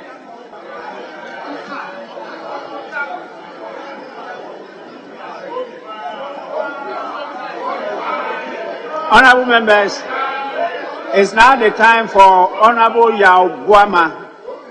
Honourable Yao Buama. Thank you, Mr. Speaker. Mr. Speaker, the Electoral Commissioner on page 6 of her report to the House stated that she intends to register, or the Commission intends to register between 450,000 and 550,000 Ghanaians every year. We know the exercise couldn't take place in 2021, 2022, 2023, and 2024, going into 2024. So my estimation is about 1.8 million Ghanaians to be registered between now and the next elections. We know you've put in place measures to take care of this backlog. My question is, what are some of the inherent challenges within all the legislations that members have raised that you are seeking to cure to ensure that we have a credible register? I believe that is the concern of every member on the floor, to have a very credible register and to ensure that every Ghanaian 18 years of age and of sound mind gets on the roll to vote in 2024. Thank you very much, Madam. Honorable members, we now listen to Honorable Matthew Opoku Prempeh.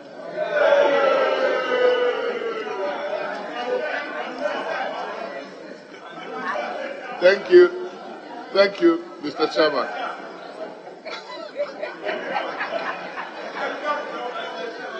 Mr. Chairman, I think the biggest source of confusion listening to members is that they suspect that the Electoral Commission wants to conduct a registration exercise for a totally new register. That's the fundamental basis. If it is not so, and that all the people who are already registered and eligible to vote at the last election will count the same, then I must ask, what is the fear?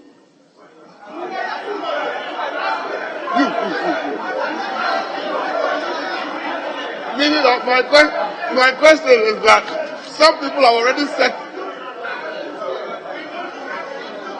My question is that some people have already set their own question, answering their own question, and then taking the answers back to the Electoral Commission to justify their answers. If the old register holds, and that's those 17 million people who are the old register, need not register again. That is the assurance this House needs. As for the continued registration, I'm not giving a speech. You might not understand it.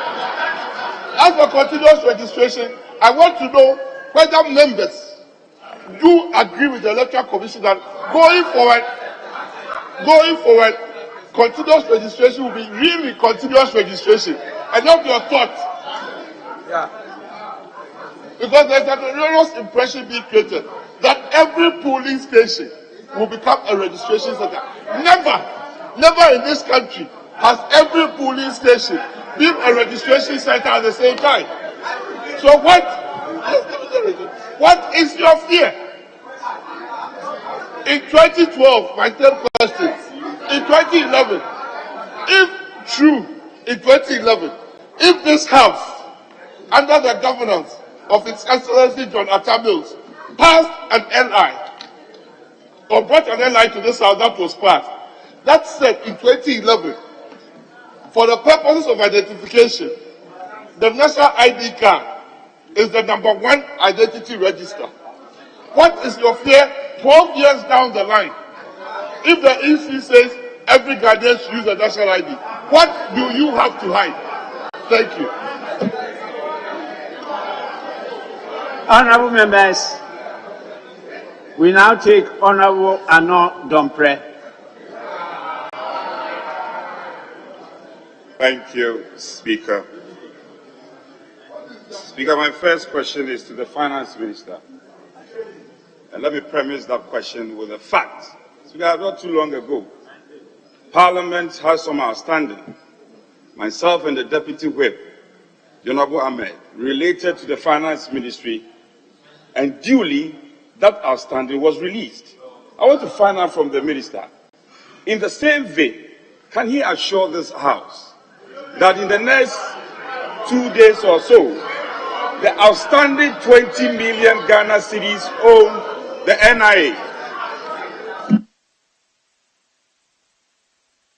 Speaker, the 20 million own the NIA. Can the Minister assure us that this outstanding will be duly paid? This was my first question to the Finance Minister. Speaker, we've heard and read a number of stuff on cards printed. We've heard, I don't know if it's a rumor, that the outstanding cards to be printed is 3 million, some are saying 2 million. Today we are hearing about 541,000. Can the NIA say on authority what the outstanding cards are? And then in the event of you being provided with outstanding 20 million by the Finance Ministry, can you guarantee this House, as you made known in your presentation, that within 11 days, as you stated, within 11 days, all the outstanding will be dealt with?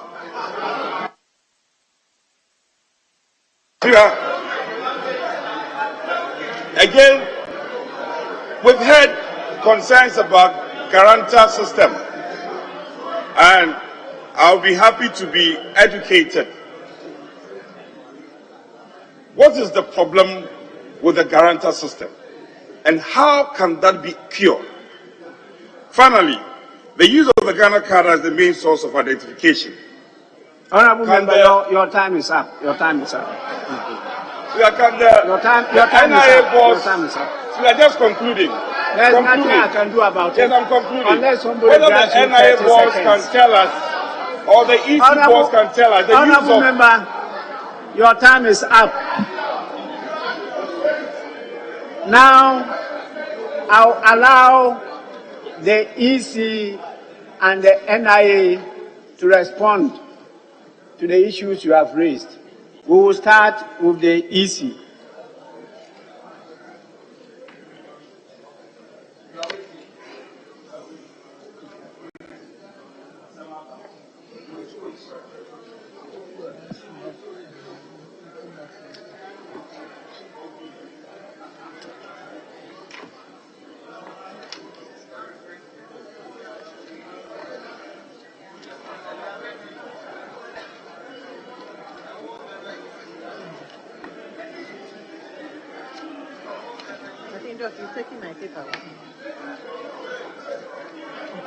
Yes, thank you very much. I think Honorable Ablakwa raised the issue of, the EC's intention to have started the continuous registration in July. And he notes that, that was 8 months ago. And in his view, if the CI had been passed, the Commission would not have been able to achieve or attain, the continuous registration because of the challenges that the NIA is facing. And I believe that is true. But it's important that we recognize that it is a continuous registration exercise. Had we had a system where it was a limited registration exercise, let's say that in July of 2022, we decided to conduct a limited registration exercise for a period of 4 weeks, then we would have that challenge. Because at the end of 4 weeks, if persons didn't have the register, they would not be able to. If they didn't have the NIA card, we would not be able to register them. But the good news is that this is a continuous registration process. And had we initiated the process as far back as July, people would still not be disenfranchised, because if they do not have the card today, they could always have it tomorrow. So what we are saying is that had we been maintaining the limited registration process, then the NIA's inability to supply the cards would have led to disenfranchising citizens. Because we have a continuous process, if you don't have the card in July, you can have the card in March and still come to the offices to to register. So I think that because it is a continuous process, there's no rush. Yes, we have all the way to October 2024 to have people register, but there is no rush because it is not a limited process.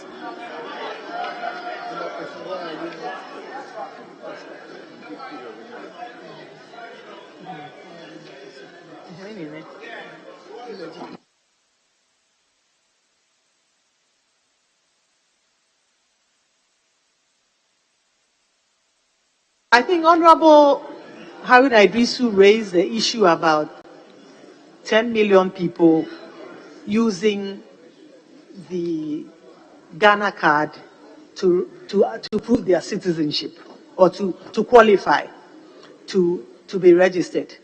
And he noted that, 13.4 million people, voted in the 2020 election.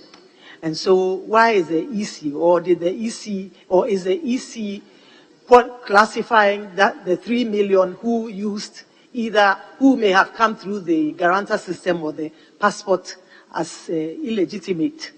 And did the EC, disqualify them and so on and so forth? But I think that at the time, I think it's important that we recognize that at the time of the registration, we had, in addition to the Ghana card, people could come through using the guarantor system and the passport. And so therefore, they were not, I think we should understand. So therefore, they were not illegal because the law provided that they could come.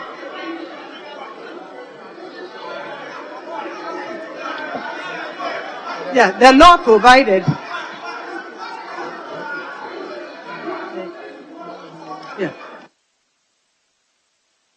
Yeah, because the law, I think we should understand. I think it's a simple argument. You have a law, and you have a law that allows you to use the Ghana card to come through the guarantor system or to use the passport to prove your eligibility. You have that law.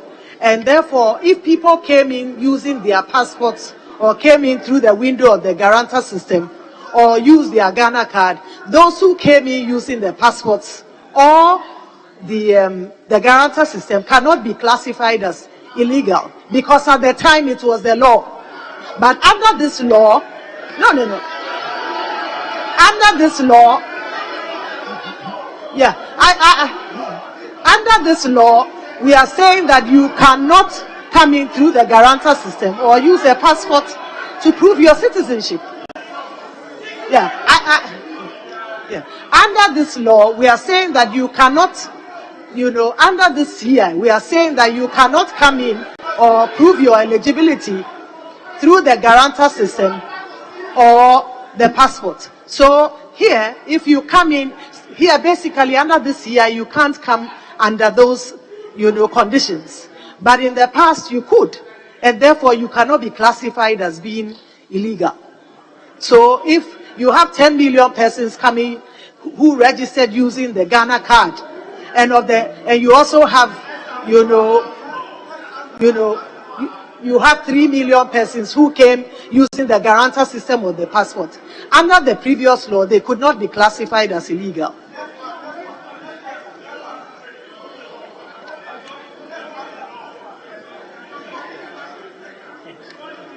I think that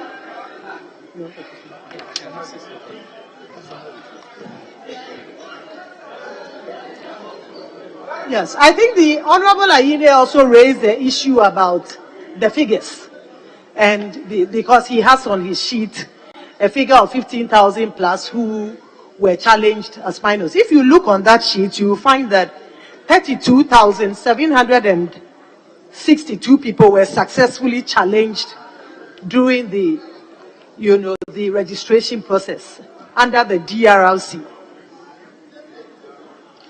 And in our records, we have an additional 7,000 plus who were challenged. And these 32 were successfully challenged because they were either minors or foreigners. 32,762.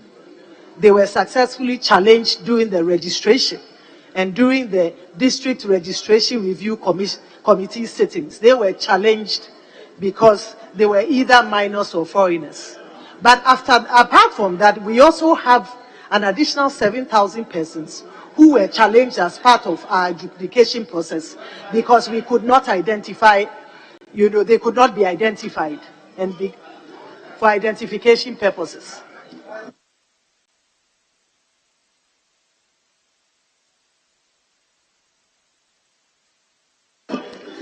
I think the question was also asked about the difference between the NIA guarantor system and the Electoral Commission's guarantor system. I think the NIA's guarantor system they have in place is more robust. And it is more robust, and they swear.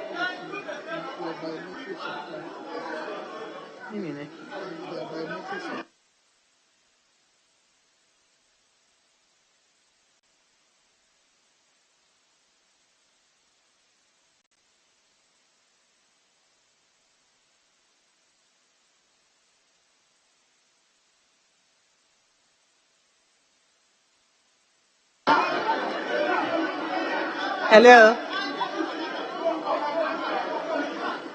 I think the NIA system is more robust. They swear an oath.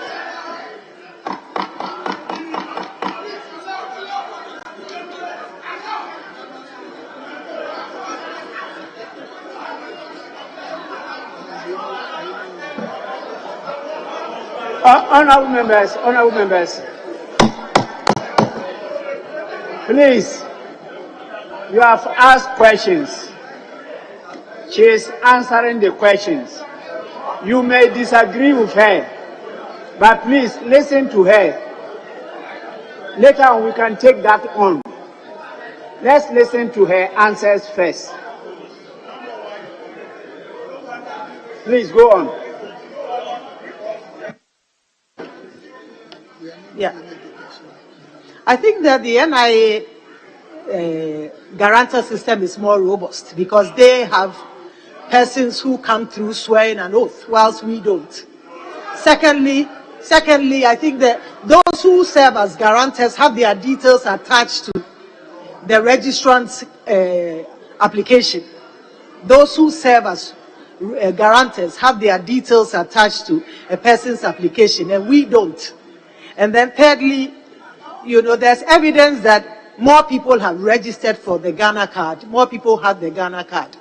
And that's why we intend to rely on that.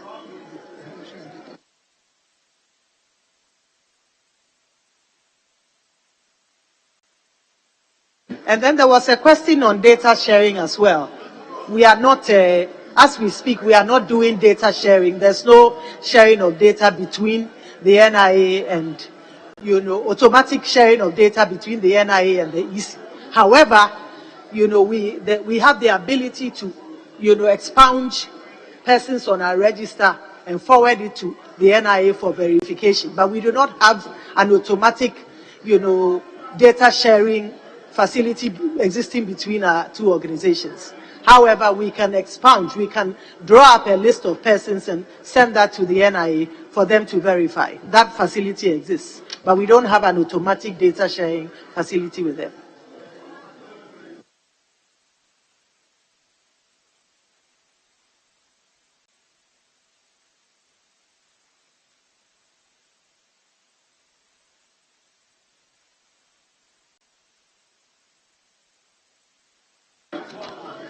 I think there was also a question, there was a question on the registration centers. And the CI, the draft CI that lies before us, Regulation 2.2, or let's say 2.1 and 2.2 of the CI speaks about the designation of registration centers. And it says that the Commission shall designate as a registration center the district office of the Commission and any other place that the Commission considers appropriate. As such, this, once again, should the Commission deem it fit to establish registration centers in places other than the district office, the CI makes provision for that. I know the argument has been made that the district, some of the district offices may be far. But if you look at Regulation 2B, it says that the Commission shall designate as a registration center any other place that the Commission considers appropriate. And therefore, centers can be set up outside the district offices. So basically that is it. It is not limited to only the district offices, but centers can be set up in any other place that the Commission deems fit. And therefore, in difficult to access district offices, the Commission will take steps to designate, accessible centers as registration centers.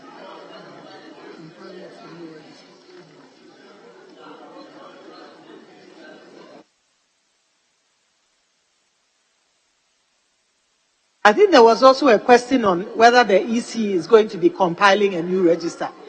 And I think we made it clear in our statement that the EC will not be compiling a new voters register. What we are doing is to add on, to update the current register by bringing on board persons who are 18 or persons who previously did not participate in the voters register.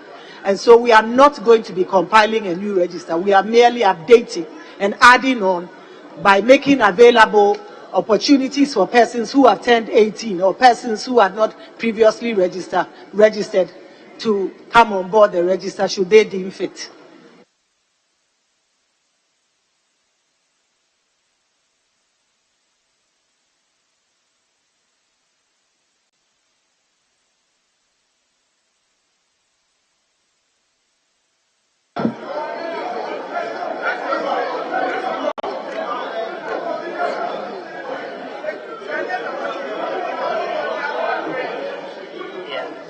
Are they finished?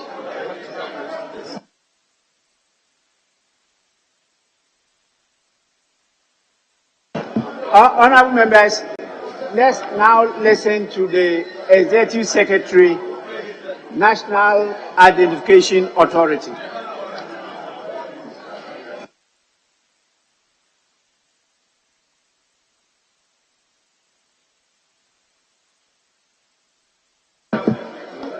Ayaga's question will be answered by the National Identification Authority. They will answer it. Mr. Speaker. Your question. Yes, I did ask a question. Yes. About Regulation 9. Mr. Speaker, I have read thoroughly the statement of the EC chairperson, and basically it is founded on the premise that the current CI, that is CI 91, does not allow for the kind of continuous registration that she wants to do with the new CI. Meanwhile, Regulation 9 of the old CI and Regulation 9 of the new CI coincide in their substance. Mr. Speaker, this is very important. She should be able to convince this House that if that is the premise of the change in the law, okay, the substantive content of Regulation 9 in the proposed CI should be different from the substantive content in the old one. But that is not the case, Mr. Speaker. So she should be able to answer that question right now. It's important, Mr. Speaker. Very, very important.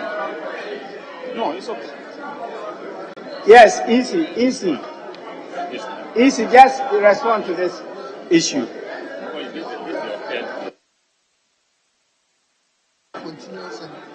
Honorable Aine, my classmate, I think that, the emphasis with this current CI that lies before us is that we are seeking to mainstream the continuous registration exercise. In the previous CI, it was not, that was not the emphasis. But if you look at this CI, it is to seek to mainstream, make it part and parcel of our daily functions to have continuous registration. Additionally, the CI differs from the previous CI with the documentation that one has to provide to prove one's eligibility. And we know that in the previous CI, you had to provide either the passport, the Ghana card, or to come through the guarantor system. But in this CI, the difference is that we are seeking to apply or ensure that persons who come through with only the Ghana card. But the significant difference is that this CI seeks to mainstream continuous registration and to make it a part and parcel of our daily functions. Thank you.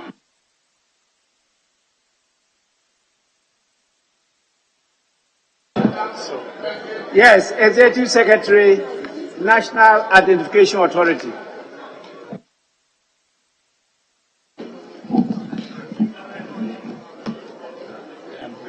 Thank you very much, Right Honourable Speaker. Mr. Speaker, I will address the question or comment by Honourable Dr. Dominic Ayine. I do not see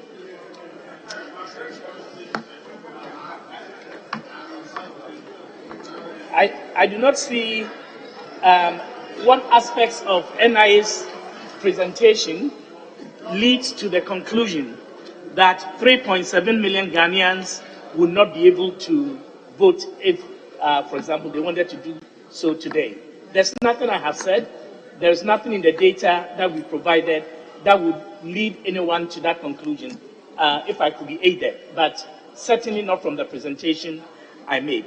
Second, I'd like to draw attention, speak to the issue that Honorable Mahama Ayariga raised about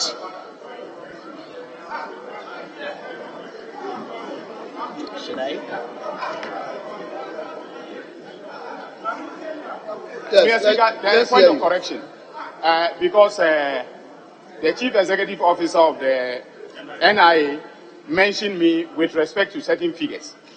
Mr. Speaker, he said to this House, he's on record, as having said that 2,565,705 eligible voters are yet to be registered onto, or eligible persons are yet to be registered.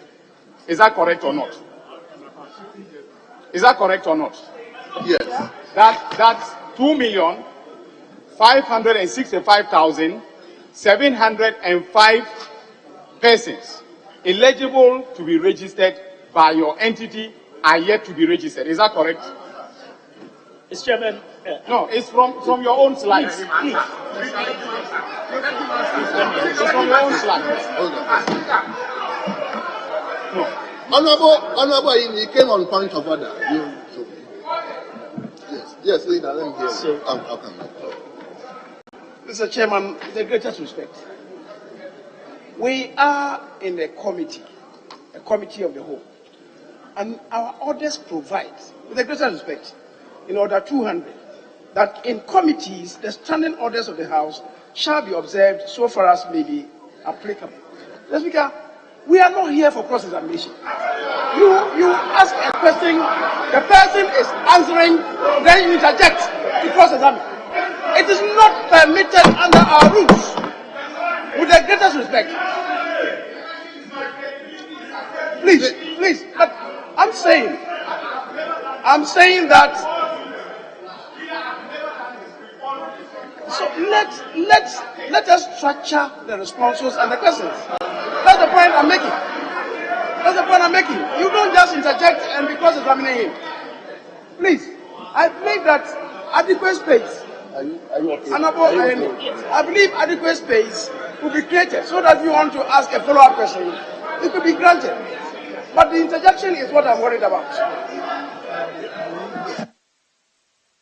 Thank you, Mr. Speaker. Mr. Speaker, the Honorable Ayine had every right to stand up. The director had called his name in relation to a question he had asked. And so to say that the Honorable is basically interjecting, this Honorable member will not do that. Of course. Honorable. I agree. But Honorable to say that of the Honorable member is Honorable Deputy Leader. Yes, Honorable Dominic Ayine, just finish your point of order. So, Mr. Speaker, his own last slide is what I'm relying on. And in that slide, he said there are 2,565,705 eligible persons who are yet to be registered. Okay? I'm not misquoting him. Then he said in the slide that 642,403 printed cards have not yet been collected. Is that not correct? Then he says that 541,529 not yet printed, meaning that if you add the 2.5 to these figures, as at now, the number of Ghanaians who do not have the card is 3,749,639. And that is the reason I asked the EC chair that if today the EC chair had her instrument passed, these Ghanaians will not be able to walk to the registration center to register. Is that true or not? Well.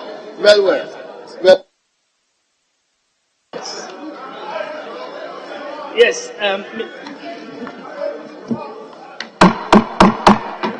Honourable members, he has asked his question. Please, let's listen to the Executive Secretary.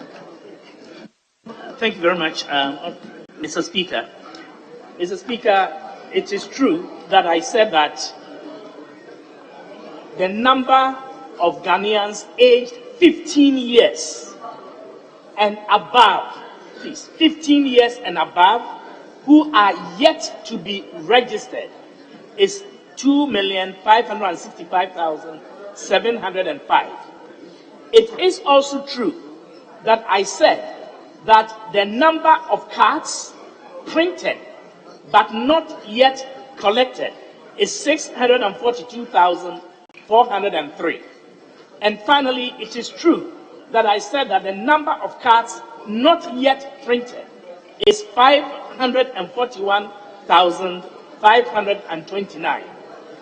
Mr. Chairman, those statements are statements of fact, but they do not lead, they do not entitle anyone to add the number of unprinted cards, the number of persons aged 15 and above, and the number of persons who have not collected their cards, and presume that all of those are persons eligible to vote or to register and vote. It's a complete miscalculation. That is not the point, because the persons aged 15 and above who have not yet registered, 15s, it includes minors. 15 and above includes persons who are minors. So you cannot draw the conclusion that these people are entitled to register. So that is it. That is number one. So, Mr. Chairman, Mr. Speaker, I have not. Honourable members, please, it's better we remain silent so that you'll be able to hear him well. If you begin to murmur, you wouldn't hear anything. Please, Honourable Adongo, please take your seat.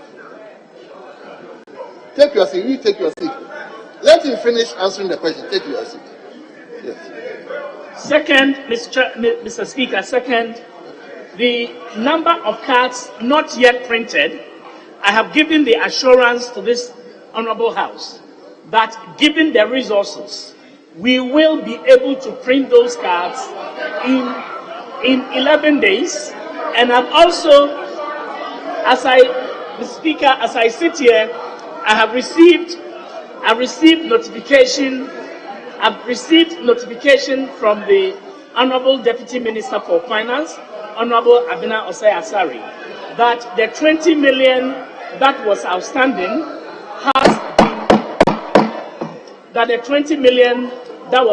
Ghana cedis that was outstanding has been paid. I have cross-checked with CalBank, and I have received notification from CalBank that that payment also has been received, meaning that the 100 million that was outstanding has been completely paid off, paving way for the conversation that will result in the release of cards for us to print the 541,529. So, Mr. Speaker, it does not follow that such a number of people will not be eligible to vote. Mr. Speaker, I'd like to also speak to the issue that Honorable Mahama Ayariga raised about the shall and may, or the may and the shall.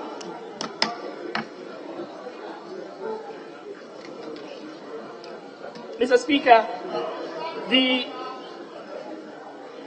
it is the case that Section 29 of NI's Parent Act at 750, as amended, provides as follows: a national identity card may be used to facilitate. A national identity card may be used to, may be used to facilitate the process of an application for personal information. The process of an application for personal information that has been recorded as an entry in a specified part of the register for an individual. So it is a process. The card may be required to facilitate the process of an application for information that is stored in a specified part of the register of an individual. Second, the provision of personal information to a person entitled to receive the information. What this means is that the police, for example, may ask NIA for information on a particular person. The police may ask the person for their ID card, then use that ID card as part of the process to access information from NIA. And I can assure the Honourable Member of Parliament that the Ghana Police Service and the IOCO and the intelligence community have taken advantage of this law, this provision, and asked for information. When they do, they may take information about the person. They may use a person's Ghana card and say to NIA, this is the person's personal identification number. Give us information on the person. That is the may use. That is the optional use of the card as provided for under Section 29 of Act 750.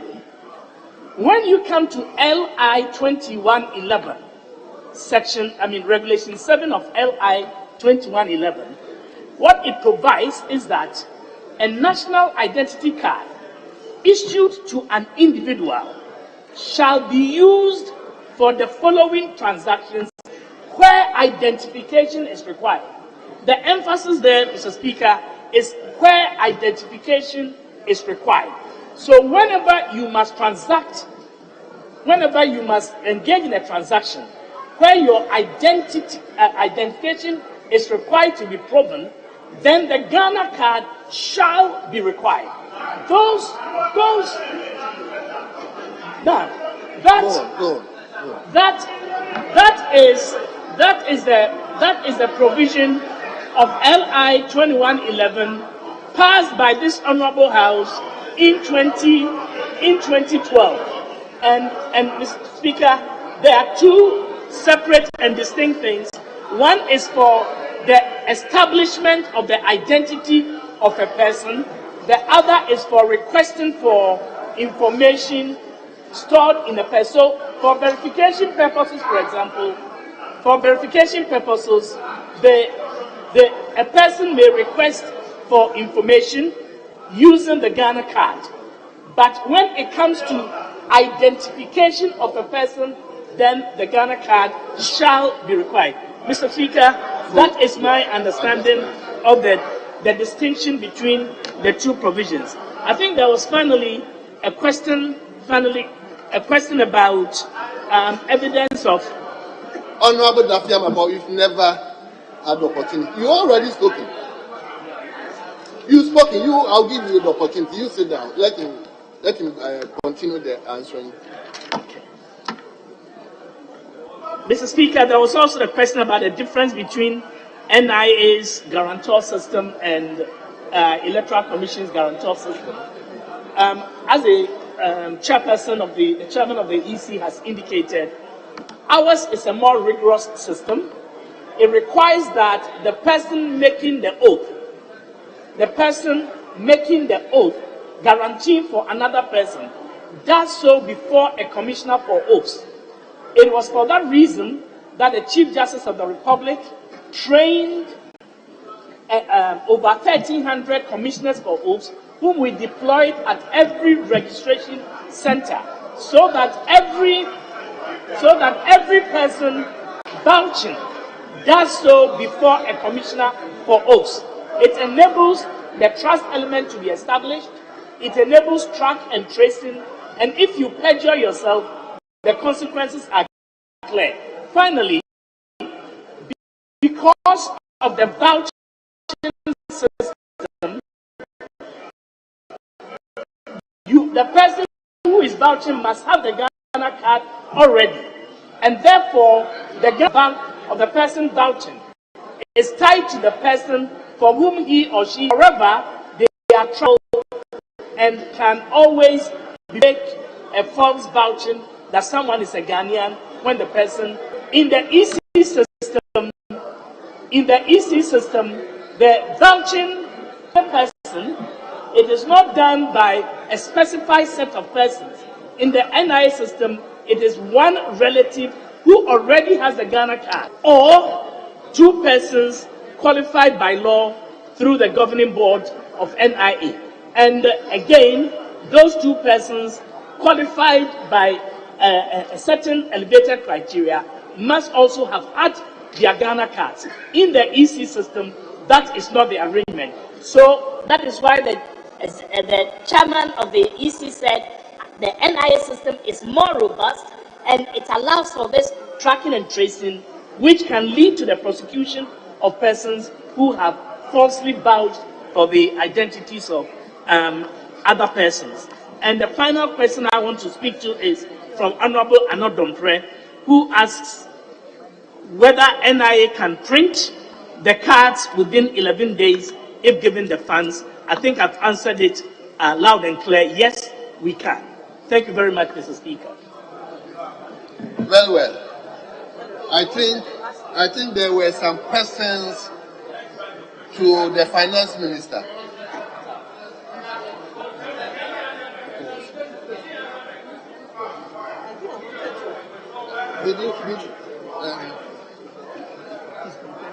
He's not answered your question. Honorable Okujo Chabrata is saying you. Because from the slides, we only have the regional global figures, but we don't have constituency by constituency. Yes, for the 276 Mr. Speaker, the Honorable Okujo Chabrata is right. The Honorable Member of Parliament is right. And indeed, I promised to give that. I have it here, and I can give it. I have the... just a second. Yeah. I have the Excel here. We can connect and I can project it. But every region and every district you want, I have it here and I can give it to you, sir. As at the 19th of February 2023. You want me to? Yeah, Chairman, please, Chairman, we'll need your ruling so that it will be made available to us. It's germane. No, I'm not taking any questions again. No, Chairman, please roll. Give a direction. No, it's important. We can't leave it hanging.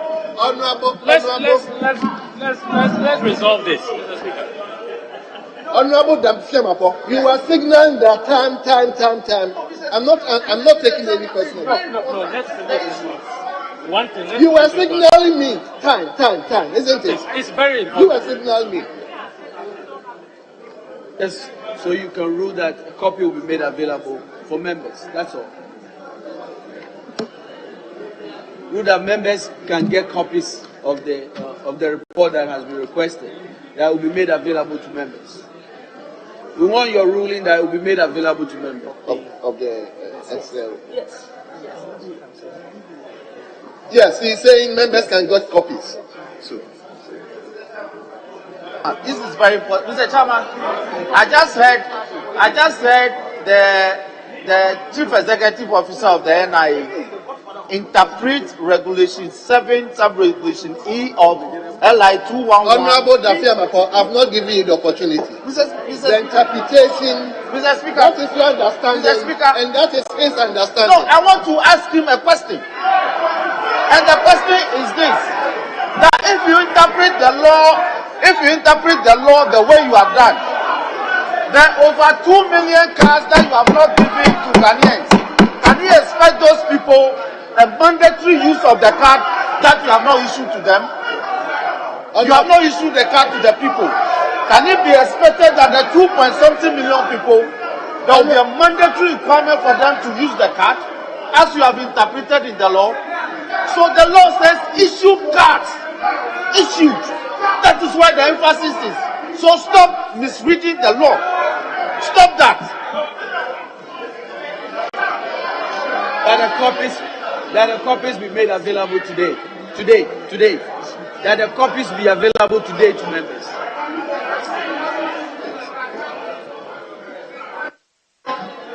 Mr. Chairman,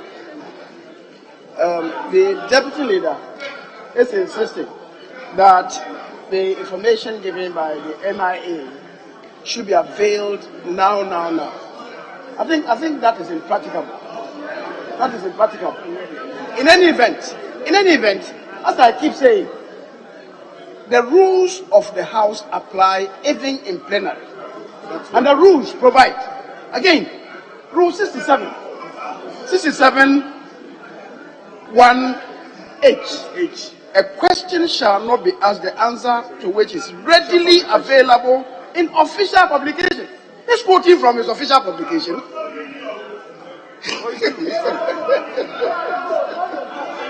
I don't know, apply yourself to the rules and you appreciate what you are doing. And these shenanigans you see, apply yourself to the rules. But Mr. Speaker, if members need it, and the instruction, the directive is that it should be supplied. It's all well and good. But I'm just saying that this insistence is really superfluous. It's superfluous because you are required to access the official publication on their website. Who told you?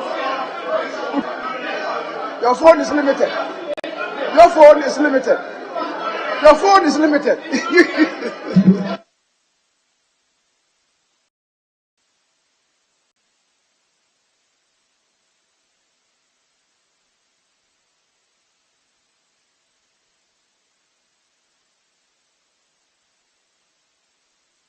Yes, honorable member for Northtown, I think the information you requested is being rolled out. So we need copies so we can analyze. We're going to give hard copies. All right, thank you.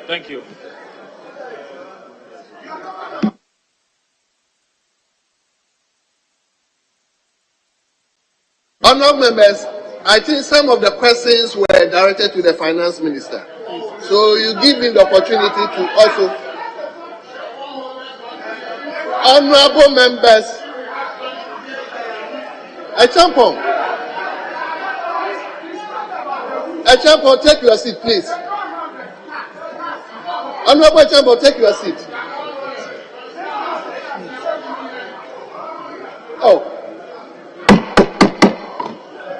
Honourable members, we are now giving the opportunity to the finance minister. Some of the questions were directed to him. So, Honourable Gaya. Thank you very much. Thank you very much, Mr. Speaker. I think that the main question was about the 100 million cedis to be transferred to Cal Bank IMS. And that has been confirmed by the director for NIA. We have indeed transferred the 18 million Ghana cedis, and today swift instructions for the 20 million has also been executed. So, Mr. Speaker, that has been done as assurance, and we'll continue to work with the program that we've agreed with CAF. Mr. Speaker, we do take elections very seriously, and as I mentioned in the last election, we actually ensured appropriate amounts were paid to the Electoral Commission to ensure that we had a successful. I will continue to do the same, and let me assure this House that all expenses related to this will be duly complied with. Thank you very much, Mr. Speaker. Very well. Honourable members, honourable member for Northern, there's no further questions, please. No, Mr. Chair, we're asking for evidence. Evidence. Honourable members, let's now come to leadership. Leadership, do you have any concerns to raise? Mr. Speaker. Okay, let the leadership ask the president. Yes, I will now listen to the minority leader. Mr. Speaker, the understanding is that we will have the first 5-5, and then we'll do a second 5-5 before the leadership speaks. Yes, that's it. Mr. Speaker, there are others waiting for their turn to ask their questions. There will be the need for them to be given opportunity so that they can ask their questions and this matter be cleared once and for all. Another set of 5 before the leadership speaks.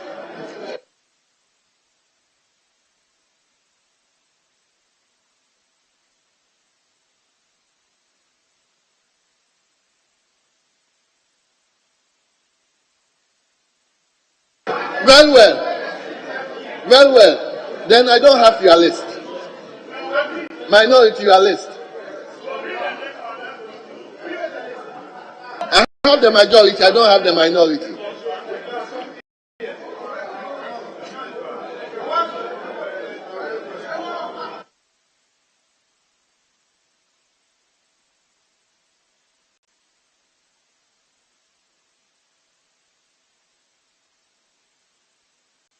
He's not here. Mr. Speaker, we've given you 13 days.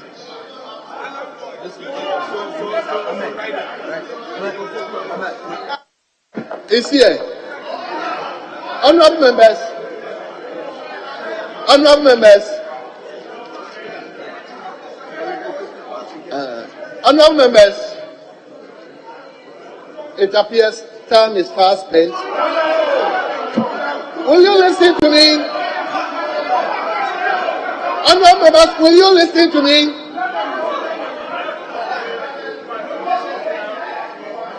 So I want the questions to be straightforward. I don't want any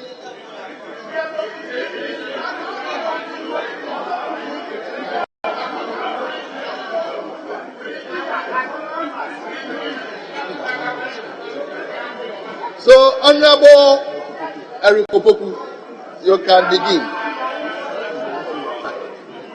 Thank you very much. But just be straightforward, please. Thank you very much, Mr. Speaker. Mr. Speaker, the constitutional instrument being discussed comes under Article 42. And Article 42 is very clear. It states, every citizen of Ghana of 18 years of age or above and of sound mind has the right to vote and is entitled to be registered as a voter for the purposes of public elections and referenda. Mr. Speaker, from the presentations we have listened to this evening, it is clear that if the constitutional instrument is passed today, it will be an offense to this particular article because not all Ghanaians have the Ghana card. And that is the reason why you have brought the finance minister here to come and give us the assurance, inviting this House to pass a law on assurance that the right thing will be done in future. Why is it that we cannot wait until the gap is closed by NIA before the constitutional instrument is passed? That is the first question. Why? Then my second question has to do with the guarantor system. In your response to a question posed by Honorable Ayaga, you indicated that the NIA guarantor system is a robust one. Why can't the Electoral Commission deploy the same robust or even super robust one as an alternative route for those who do not have the Ghana card to also have their names on the electoral roll, so that we can bring this matter to the end? And then the last question has to do with limiting registration to the district offices. Mr. Chairman, that is a right. Voting is a right that must be exercised by every eligible Ghanaian. And so if you limit registration to the district office, and the person is in the village far away from that particular office, who bears the cost of traveling from that village to that office to be able to exercise that constitutional duty? So now, if you don't have money to travel to the district office, you cannot register and participate in the voting. Is that what you're telling us? Are you monetizing the registration process? Honorable Eric, your time is up. Yes, we will now move to Honorable Emmanuel Boa. Thank you, Mr. Speaker. Mr. Speaker, in the session about the NIA's, the failure of the NIA's deadlines, when we're talking about the reliance by the Minister of Communication, this is what the EC said, that about the NIA, she cited the continuous registration and said that if you did not get it in March, you can get it at a later date. But that is exactly the fear. That's exactly the worry. I mean, what prevents the Electoral Commission? Today we know that the EC, sitting here today, has told us that they still have challenges. The Minister of Finance is here. The NIA owes $117 million. The amount they paid is $9 million. And that's a fact. That's a fact. So, knowing all these problems, what is really driving us? Why don't we stick with the status quo? We get the NIA to complete the process before we deal with it. What prevents the EC from doing that? Secondly, the National Identification Authority is more robust. This is the EC boss saying this. He says that the NIA system is more robust when we were talking about the guarantor system. Because those who use the guarantor system, they swear an oath. So if that is robust and effective, what prevents the EC from adopting that system? The same guarantor system. If that works. And it's not the same question. And then on the third one, on the district capital, there's other consequential dangerous processes involved in that. The registration at the district office will, the district officers will also assign polling stations. You know our population. You know the number of, excuse my language, but people who are not very educated. They come to the district office on a day of voting. How do they even identify where their polling stations will be? And then the danger of gerrymandering. We are now going to leave the district, the EC officers at the district office to deal with polling station, people who go there to register. Have you thought about the danger that involves? They decide, okay, if they have preferences at the district offices, they can decide that you are registering, I'll put you in this district, I'll put you in this district. Favoring areas that really will create confusion for our democracy. Have you thought about the dangers of gerrymandering in this exercise, living at a polling station? The issue of the economic and logistical difficulties of ordinary Ghanaians. Emmanuel, your time is up. Have you thought about gerrymandering, how you can maneuver to make sure that people are skewed to areas that favor preferences of electoral officers? These are the issues that are really at the core of the things. Your time is up, Emmanuel. Okay, I'll see the chair to Mr. Speaker.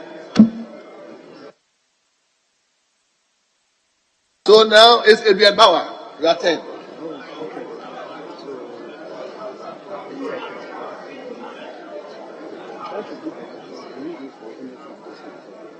They said 5-5 again. That's what they are. So you started 1, 2, 3.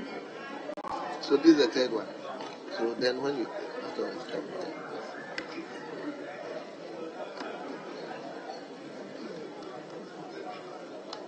Thank you very much, Mr. Speaker. Mr. Speaker, when the Electoral Commissioner was speaking, he was proud to have stated that the Electoral Commission has a proven track record. I believe that this proven track record was because of the performance of her predecessors. If you will observe very clearly, on election matters, consensus building is key, because that is what prevents conflicts. Côte d'Ivoire is just by us here. By virtue of the fact that laws were passed to create the impression that others were not citizens, created problem in Côte d'Ivoire. Afarijan handed over to Charlotte. Charlotte gave it to you. This country was in one piece. This country was in one piece. If this country goes to war because of this, it will be on your head. It will be on your head. This country goes on.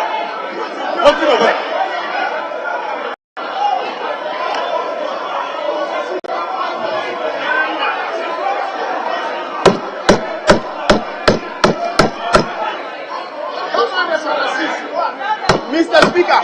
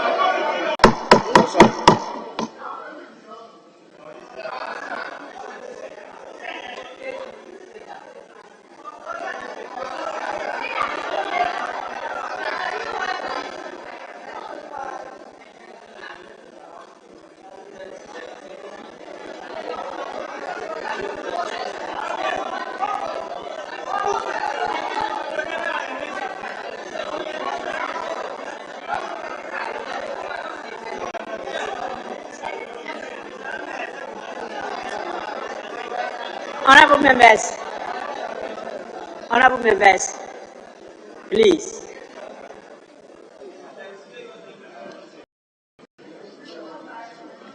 There are some things you don't say, and there are some things you don't do. Now, the honorable member said, if this country goes to war. Now, some people have already gone to war.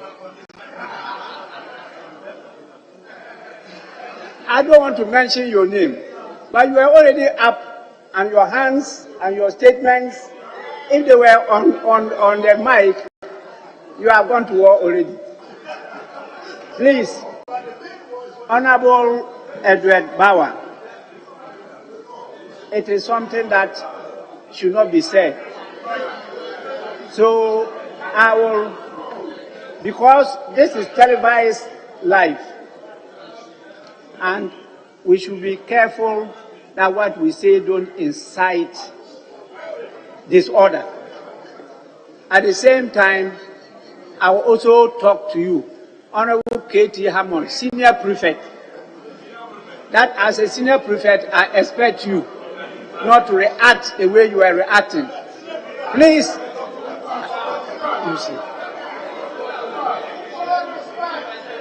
Honorable Senior Prefect,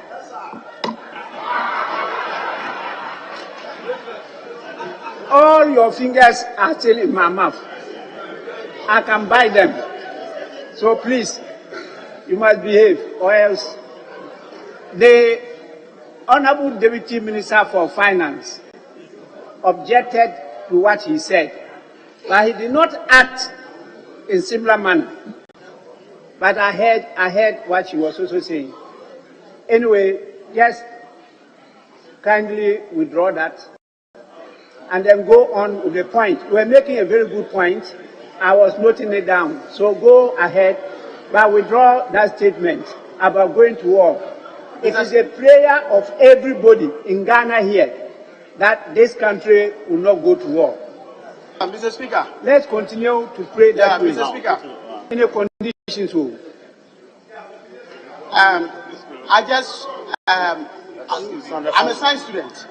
When you go into the laboratory, before you perform the experiment, you state the precautions. All I was doing was just stating the precautions that the Electoral Commission must take to ensure that we don't go the path of Côte d'Ivoire. That's what I was doing. Go ahead, go ahead. What are you doing now? Are you withdrawing it or you are not? Oh, but Mr. Speaker, I withdraw unconditionally. You have already said.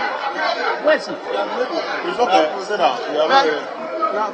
Honorable, where's Honorable Senior Prefect? Honorable Edward Bauer, you go on. When he comes, I'll get him to also withdraw his behavior. Go on.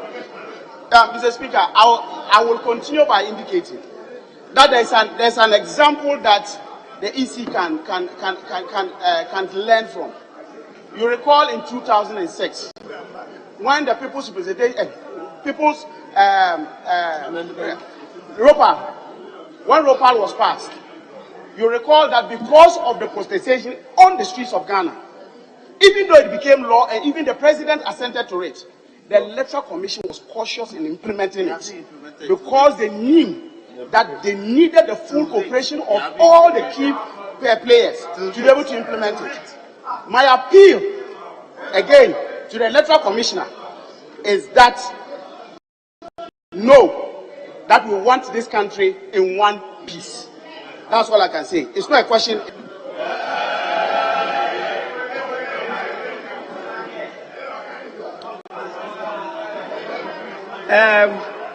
I expect members, please, Honorable Senior Prefect, I expect members, you know, the body language is even more effective than the words. The body language. When people watch us, because they know we are representing them outside, they don't know the relationship we have built here. I know many of my friends to the left are good friends of those to the right. And you display this outside the chamber. But when in the chamber, you are talking and your fingers are pointing and you are doing this gesticulation, the people outside watching you, they get infuriated. Please, so please, honorability involves a lot of things. You must manage your body language. That is why I want to apologize. No, control yourself first. No, control yourself first. Please. No. Please. It's a plea to you. Don't do that. He didn't ask any question. You are just making a contribution. But he went beyond bounds, but he has withdrawn. He has withdrawn the statement, so I accept that. So there is no question to you.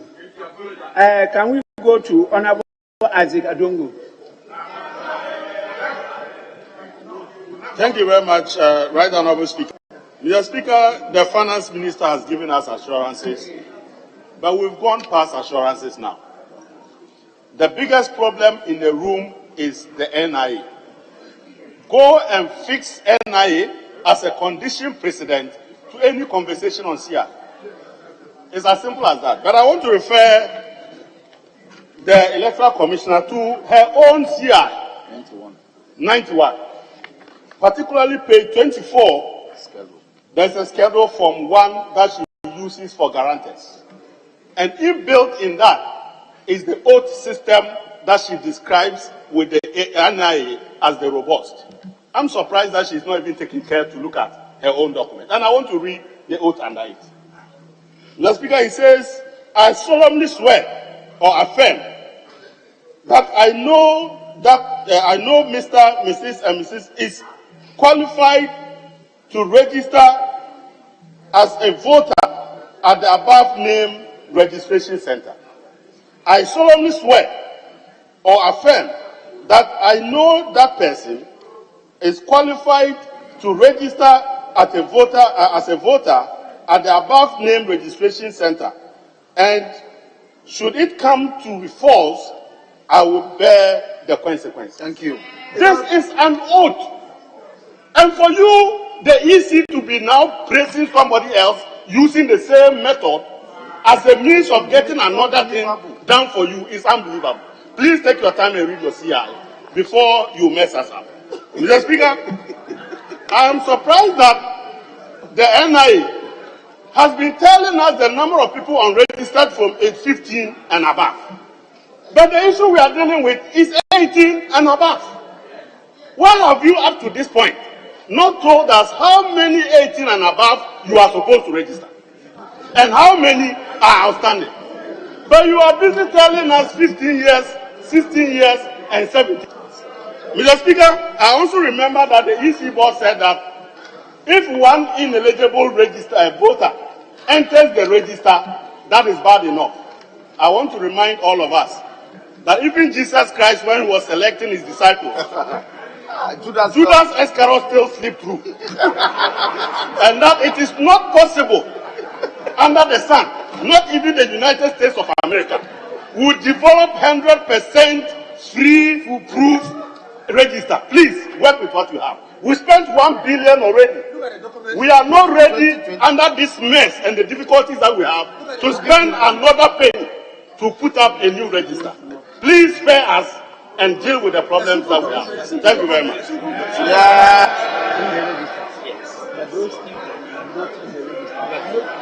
The register because we start 15. So you don't have the 18. But I can, with the click of a button, I can extract that.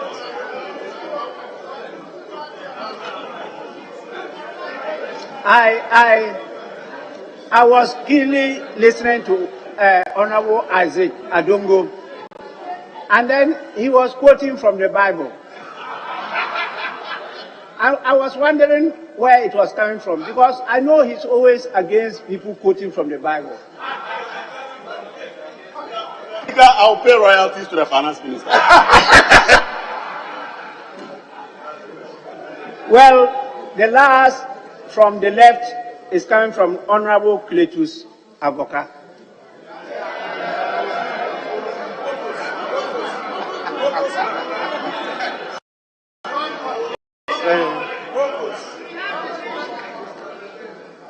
Thank you, Mr. Speaker.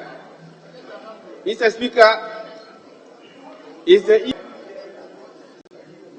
that limiting Ghanaians to the national ID card for registration as a voter, coupled with limiting Ghanaians to go to the district capital to register, will lead, the combined effect of these two will lead to people being disenfranchised under Article 42 of the Constitution because of the long distances of some people living 30 to 50 kilometers away from the district capital and not having access easily to the ID card. Wouldn't that amount to disenfranchising a lot of Ghanaians? That's number one. Number two, Mr. Speaker, since the opposition to this ID, the registration system, is very populous and overwhelming, coupled with the discontent, the frustration, and the suffering in the country, won't the EC give a listening ear to those huge Ghanaians, population of Ghanaians who are complaining, and do the needful by making sure that the guarantor system coexists with the card system so that there will be peace and harmony in the country. Thank you.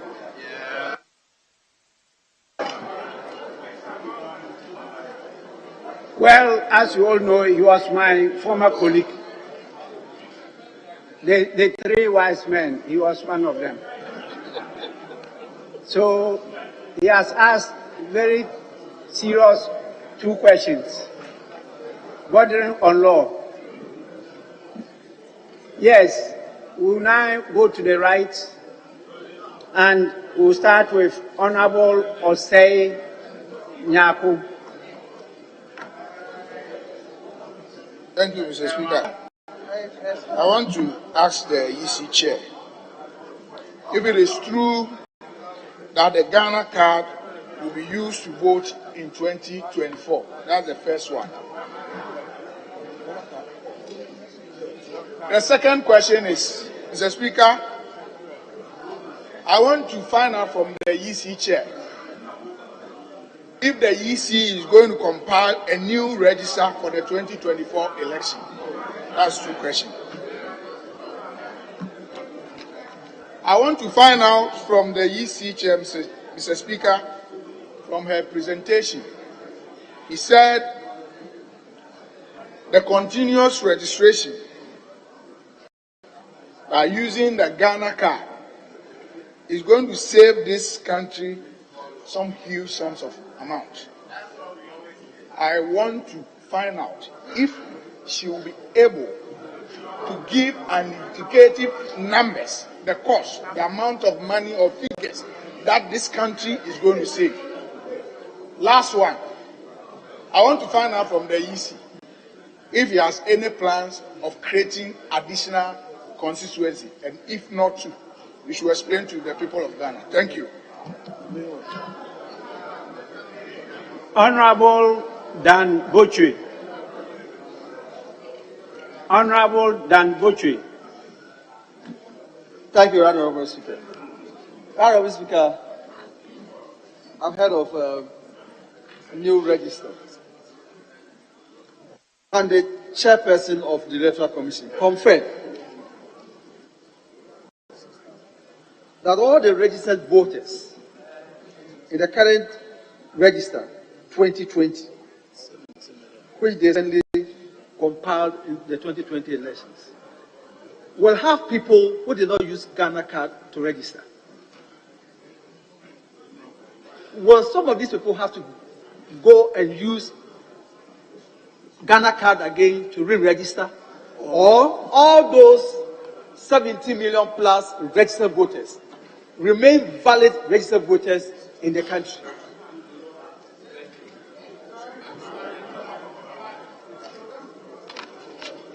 Honorable Speaker, the Electoral Commission, they have conducted limited registration exercises.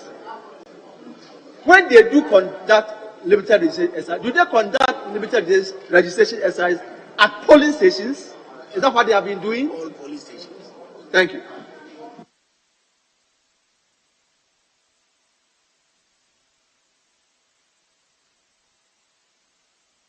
Honorable Samuel Abu Jinapo. Thank you, Honorable Speaker. Mr. Speaker, Regulation 71J of 2012, the National Identity Register Regulation, Mr. Speaker, and Article 45A and E of our national constitution, Mr. Speaker, the combined effect of these 2 provisions vests the mandate in the Electoral Commission in what they seek to do. Mr. Speaker, if you permit me, you will recall that in 1992, when the Electoral Commission sought to introduce transparent ballot boxes, a section of the Ghanaian population opposed it. Mr. Speaker, in 1996, when the Electoral Commission sought to introduce photo ID, a section of the population did. Mr. Speaker, in 2012, when the Electoral Commission sought to introduce biometric registration, a section of the population opposed it again. Mr. Speaker, in 2020, when the Electoral Commission sought to compile a new register, a section of the population took it to the Supreme Court. Mr. Speaker, we all attest to the fact that these various interventions have helped to enhance transparency in our elections. Mr. Speaker, clearly there is another opposition from a section of the Ghanaian population. So my question is, Mr. Speaker, on this occasion, what measures will the chairperson of the Electoral Commission take to give confidence to our friends who seem to have opposed all the interventions to improve transparency in our elections? Mr. Speaker, my second question is that it is trite knowledge that West African citizens register and get on the electoral roll of our country. There is absolutely no doubt about that. I think there's a sense of unanimity that West African nationals get on the electoral roll. So, Speaker, to what extent, to the Electoral Commissioner, to what extent will the passage of this new CI improve in making sure that Ghanaian electoral register is for Ghanaians and not for West Africans? So, Speaker, my final question goes to the NIA. Your time is up. Your time is up. Thank you, Mr. Speaker. Your time is up. Honorable Sylvester Tete.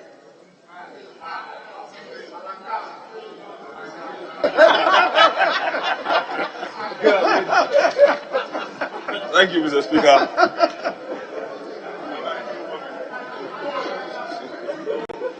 Mr. Speaker, first question goes to the EC chair. Mr. Speaker, I'd like to ask if the continuous registration will give the EC an additional administrative cost, and if it is, how much, if she can tell us. Then the second one goes to the NIA. The mass registration exercise that was undertaken, I'm aware there are a number of cards that are with the NIA that has not been distributed. What measures is it putting in place to ensure that people from the remotest part of the district who are not able to travel to the district capitals get their cards, so that it saves them the cost and the hassle of coming to the district offices? Because the announcement after is that people should come to the district capitals, and these people were registered at the comfort of their homes or at the polling stations, and they've not been given their cards as we speak. Thank you, Mr. Speaker. The last person is Honorable Farouk Mahama. Honorable Farouk Mahama. Yes, thank you very much. Thank you very much, Mr. Speaker. Mr. Speaker, according to the Electoral Commissioner in her presentation, she gave the assurance that the NIA would commence the CAS assurance with a matter of weeks, and also encourage people to visit the 16 district offices across the country. My question to the Commissioner is to find out the Electoral Commission and the NIA's logistical and financial readiness to cover the outstanding Ghana cards that is to be issued, and availability of funds ready for us to cover this exercise. Thank you very much. Well, we've gone through the 5-5. It's now time for the EC and the NIA to respond to your questions. I don't think any question was directed at the ministry. Yes, we start again with the EC. Thank you very much, Mr. Speaker. I think there was a question put to us, the EC, to the effect that under the CI 91, the old CI that regulated registrations, the guarantors swore an oath. And I'd like to emphasize that, yes, the guarantors swore an oath, but they did not swear the oath before a commissioner for oaths. They swore the oath before our district officers. So this does not, it doesn't strengthen the process like in the situation that we have with the NIA. So under the CI 91, our guarantors do swear an oath, but they swear the oath before our district officers and not before a commissioner for oath. And we cannot say that that is the same. I think swearing an oath before a commissioner for oath carries a lot of weight. Swearing an oath before our district officer, does not carry as much weight. And in the case of the NIA as well, the biometrics of the guarantor is attached to the applicant. We don't have that. In the case of the NIA, we don't have the system. I think it will be very costly to adopt a system where the biometrics of the guarantor is attached to the applicant. We don't have that. Ours is not as robust as we mentioned. Or you find that we are simply swearing the oath before the district officer, whereas with the NIA, they swear before a commissioner for oaths. And the guarantor's details, the biometrics, are attached to that of the applicant, making theirs more robust. I know the question has been said that we should adopt that. And I mean, if NIA is doing that and doing that successfully, and we have been given the assurance that money will be released to ensure that the cards are printed and distributed, I see no reason why we should be, emulating the same, the same process. I think the question of, the NIA's inability to distribute cards is an issue of money. We have been assured this evening by the Minister for Finance that monies will be made available. So I believe that should be able to solve the situation that we are in. Indeed, if as a commission, the issues of the NIA went beyond money and there were issues beyond our reach and issues beyond our capability or the capability of the NIA, then we could, think otherwise and move ahead in another direction. But we are all aware that these are issues, financial issues, and we have been assured by the minister that finances will be made available. I think there was also another question as to whether we are putting up or we are preparing a new register. And I'd like to assure this Honorable House that the Commission does not intend to prepare a new register. What we are doing through the continuous registration is to simply, update the register. And by bringing on board persons who are 18 years of age or persons who are registered. So we'd like to assure the Honorable House that we are not seeking to prepare a new register.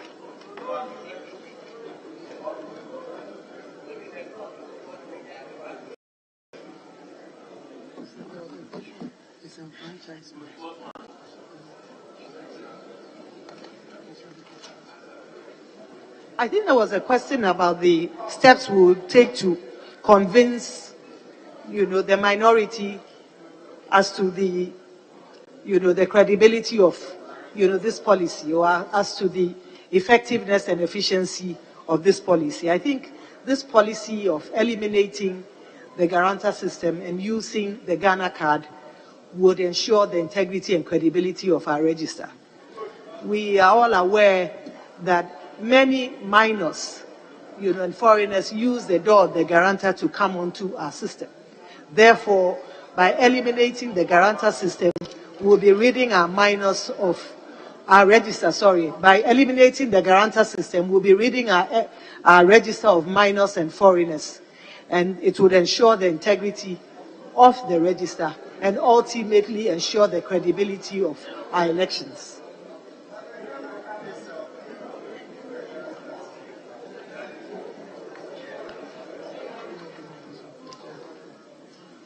I think there was also a question of disenfranchising of citizens because of the continuous registration and the non-availability of the cards.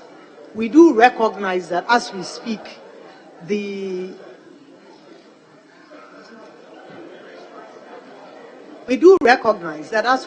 we do not have, the cards available.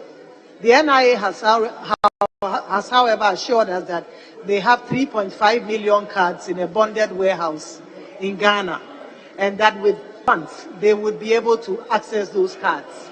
This evening, the Minister for Finance has assured us that he will provide a further, or he has paid a further 20 million to add up to the 80 million already paid to the NIA. And the NIA has assured us that their partners will release the funds to them as a result of these payments. So we do not envisage disenfranchising citizens. More so, the exercise we are running is a continuous exercise. I did emphasize that had we been planning to engage in the limited registration exercise whereby we earmark a period, let's say 3 weeks for the limited registration process, that could lead to disenfranchising of citizens. Under the current system, it is a continuous registration exercise. As such, if you do not have the Ghana card today, you could go and apply for it, and you could have it tomorrow, and it will enable you to, register to vote. We have all the way until 2024. We are not closing the register today. And I think the plan is to continue this registration well until the last quarter, I think sometime in October 2024, before we close the system. So we have a good, 18 months plus to enable our citizens register. And that is good. That is good time, considering the fact that in the past we have had very limited registration processes spanning a period of 3 to 4 weeks at the most. So I'd like to assure the House that because we have the system we have in place is continuous. If you do not have a card today, you can access one tomorrow, and we are assured that money has been released. The cards are in the bonded warehouse. They will be released to the NIA, and therefore NIA will be able to initiate the process of printing and issuing cards to citizens.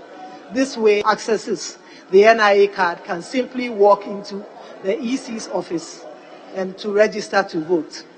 Thank you. I think there was a question, the last question came from the majority side, and the question was, what in the current CI are we seeking to cure? And I'd like to emphasize that what we are seeking to cure is having minors and foreigners on our roll. I think this is the biggest issue that we are seeking to cure by this new CI. And what we are saying is that no longer should we use a guarantor system that enables minors and foreigners to come on the roll. And that's why we are eliminating it. And we believe that by using the Ghana card, which is a more robust form of identification, we would be eliminating to a large extent minors and foreigners on our roll. Thank you.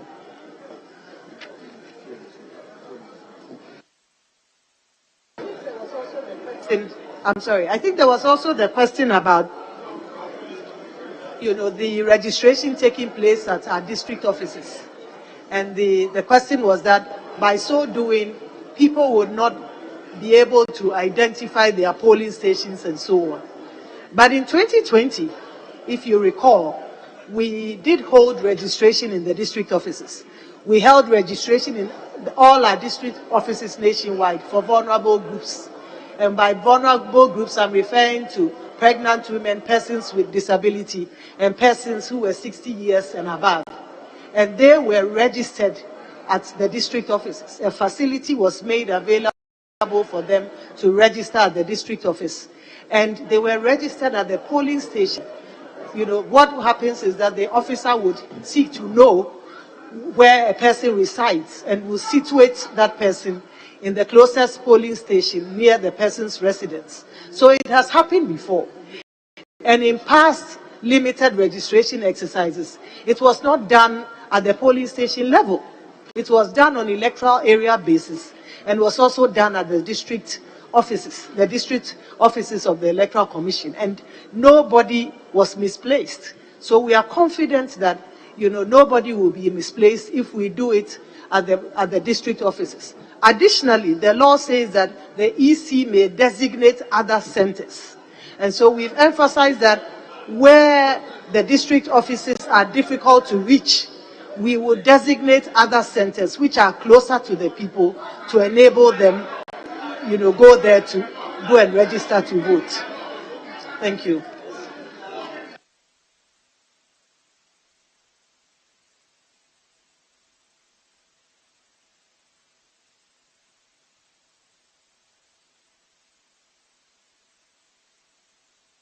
Honorable members, please refer to Regulation 2 that speaks about